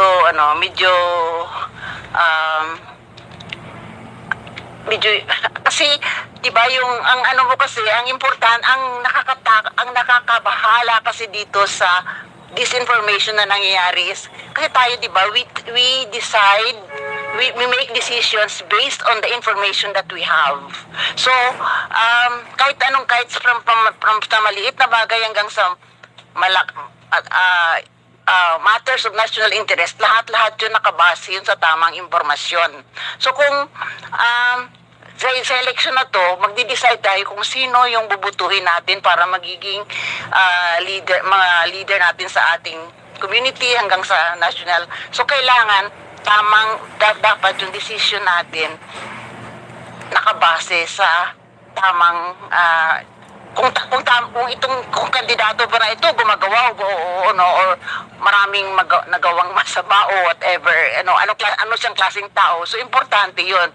So ngayon habang palapit yung eleksyon, masyadong may dumadami yung falsehood. So as third party fact checker ng Facebook, kasi maraming nagagalit sa amin dahil akala nila nagbablock kami ang nagdi-delete ng mga post. Hindi nangyayari yun. Di ba sabi ko kanina, kinaklasify, pag may nakikita kaming falsehood sa Facebook, everyday, pagkagising namin, yun ang trabaho namin, to scour the social media of false and lies that are proliferating in the platform. So, ginagawa namin, so yun, may proseso kami para masigurado na yung aming fact check ay nakabase rin sa facts, ganon. So sinasubmit namin sa Facebook yun. Ang Facebook ngayon ang magde-decide kung anong action ang gagawin nila doon. Ang ginagawa ng Facebook usually is binababa nila yung false na yung maling post, binababa nila sa kanilang feed. So, ibig sabihin nun, kung i-click mo yan, hindi na yan basta-basta magsispread. So, ang nangyayari dyan, malilesen yung kita kasi hindi na yan basta nakikita, malilesen yung kita nung nag-post nung maling ng maling post. Ganon. Tapos, tapos pag kinlik pa niya para i-share sa iba, may lalabas na advisory na this post has been tagged by Vera Files as false. Tapos kahit yung beneficiary, yung target na papadalhan niya, magkakaroon din ng ganong notice. So pero nandyan pa rin sa platform yung kanyang post kasi hindi gabi kasi ng Facebook freedom of expression kaya hindi nila yan dinidelete. Pero sa katagalan pa rin pag tumagal ka rin na palagi ka na lang pina-flag namin, darating na rin yung oras na Facebook magdi-decide na rin yung Facebook na yung account mo siguro medyo maapektuhan yung account mo. Pero hindi may tanong lang po ako sa inyo. Ilan po kayong mga fact checkers sa buong Pilipinas? Dalawa lang kami dito ang Facebook. Aside from Vera Files? Vera Files Rappler. Saka? Tapos, Rappler po. Yung sinasabi ko kanina, yung IF, dalawa lang kami dito. Ang Philippine-based. Meron pa isa kasi yung Agence. yung Agence France Press, ganon. Ma'am, speak louder po. Hindi po namin kayo madinig. Aside kasi from ang Philippine registered no na fact checker is Vera Paz and Rappler, pero mayroon pang isa dito na nag-operate dito sa Pilipinas, yung Agence France Press, which is an international organization. They fact check, but there are 6 mayroong yung certified ng IFCN, animata kasama kasi yung Press 1, ABS-CBN, Philstar, Mindan News, Prove. Oh, yun pa yung ano yan, na mayroong IFCN certified yan. Pero maraming nagpa-fact check, maraming nagpa-fact check.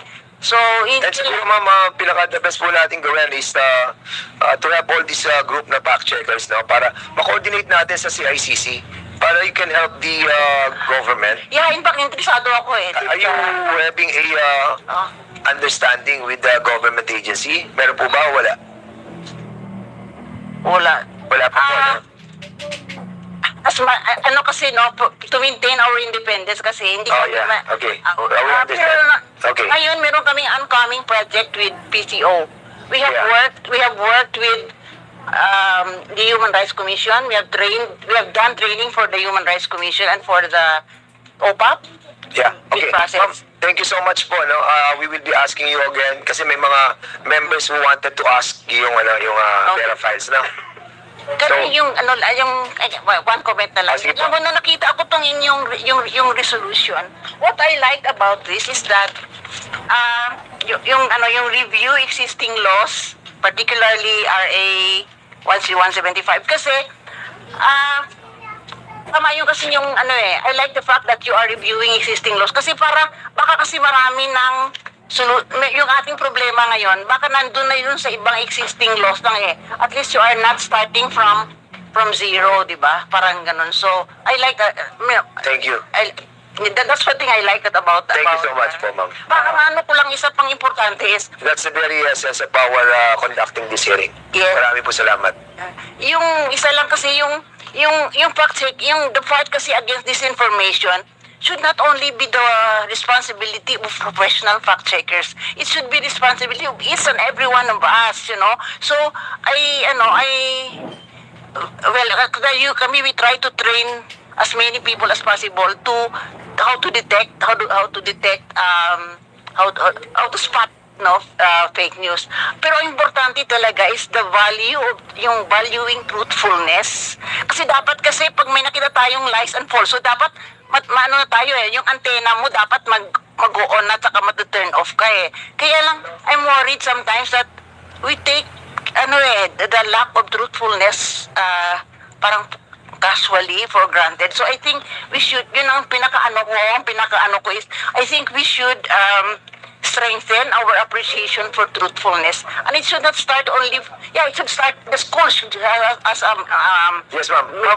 Meron lang interjection si Congressman Barbers. Barbers, can you say something, please? We appreciate Ma'am Ellen yung iyong comments, no, dahil gaya rin po ninyo, gusto rin po natin na puro katotohanan din yung nababasa, nakikita, napapanood sa social media. Matanong ko lang po kayo sa inyong personal na opinion na Miss Ellen, ano ba ang opinion nyo tungkol sa mga vloggers? Kaya sinabi ko kanina, I'm a journalist.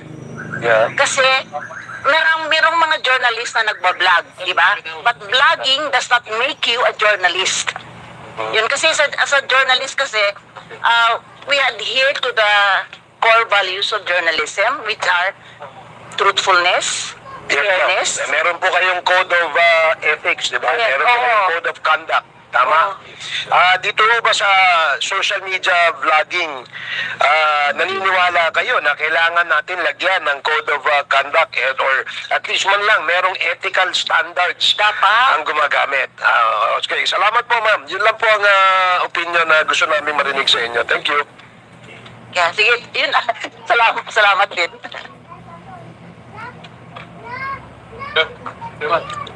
Yeah. Yes. Okay, Congressman Magbaleta, please. Thank you, Mr. Chair. Hindi pa tayo interpellation ha. Ano po lang, interjection. Wala ko interpellation. Wala na.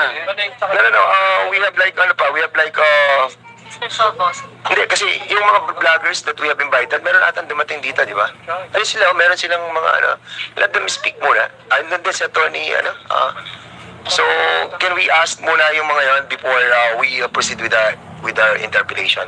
Please? So, ang reason why we invited you over para to contribute also to this hearing, no? Why this kind of proliferation of disinformation nangyayari. So, being a blogger or content creator, you can share to us kung ano po yung mga experiences that you have in creating that kind of content. May it be right information or wrong, you have to give us your insights. So, siguro unahin natin sino unang dumating sa kanila? Si Malu. Malu. Thank you. Tikia. Thank you, You Mr. are Chairman. recognized, ma'am.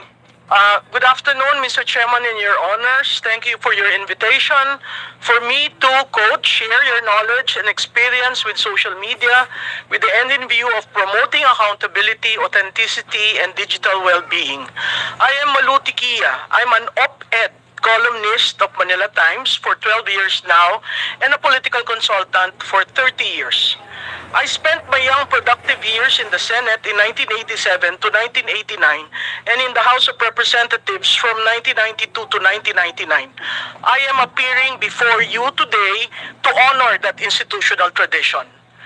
How do I use social media channels? I use it as a platform for commentaries, advocacies, and as alternative classroom to discuss hot-button issues, explaining and making sense of issues to the public. I am not a blogger or a vlogger. I have a personal meta page. I do not have a social media company. I have not been involved with any narco and pogo groups. I am not pro-China. I am pro-Philippines. Having said that, allow me to state for the record that despite not being in a public office, I too am fair game. I have been bashed, bullied, accused of so many things, but when it comes to factual matters, malicious attacks, I choose my legal rights.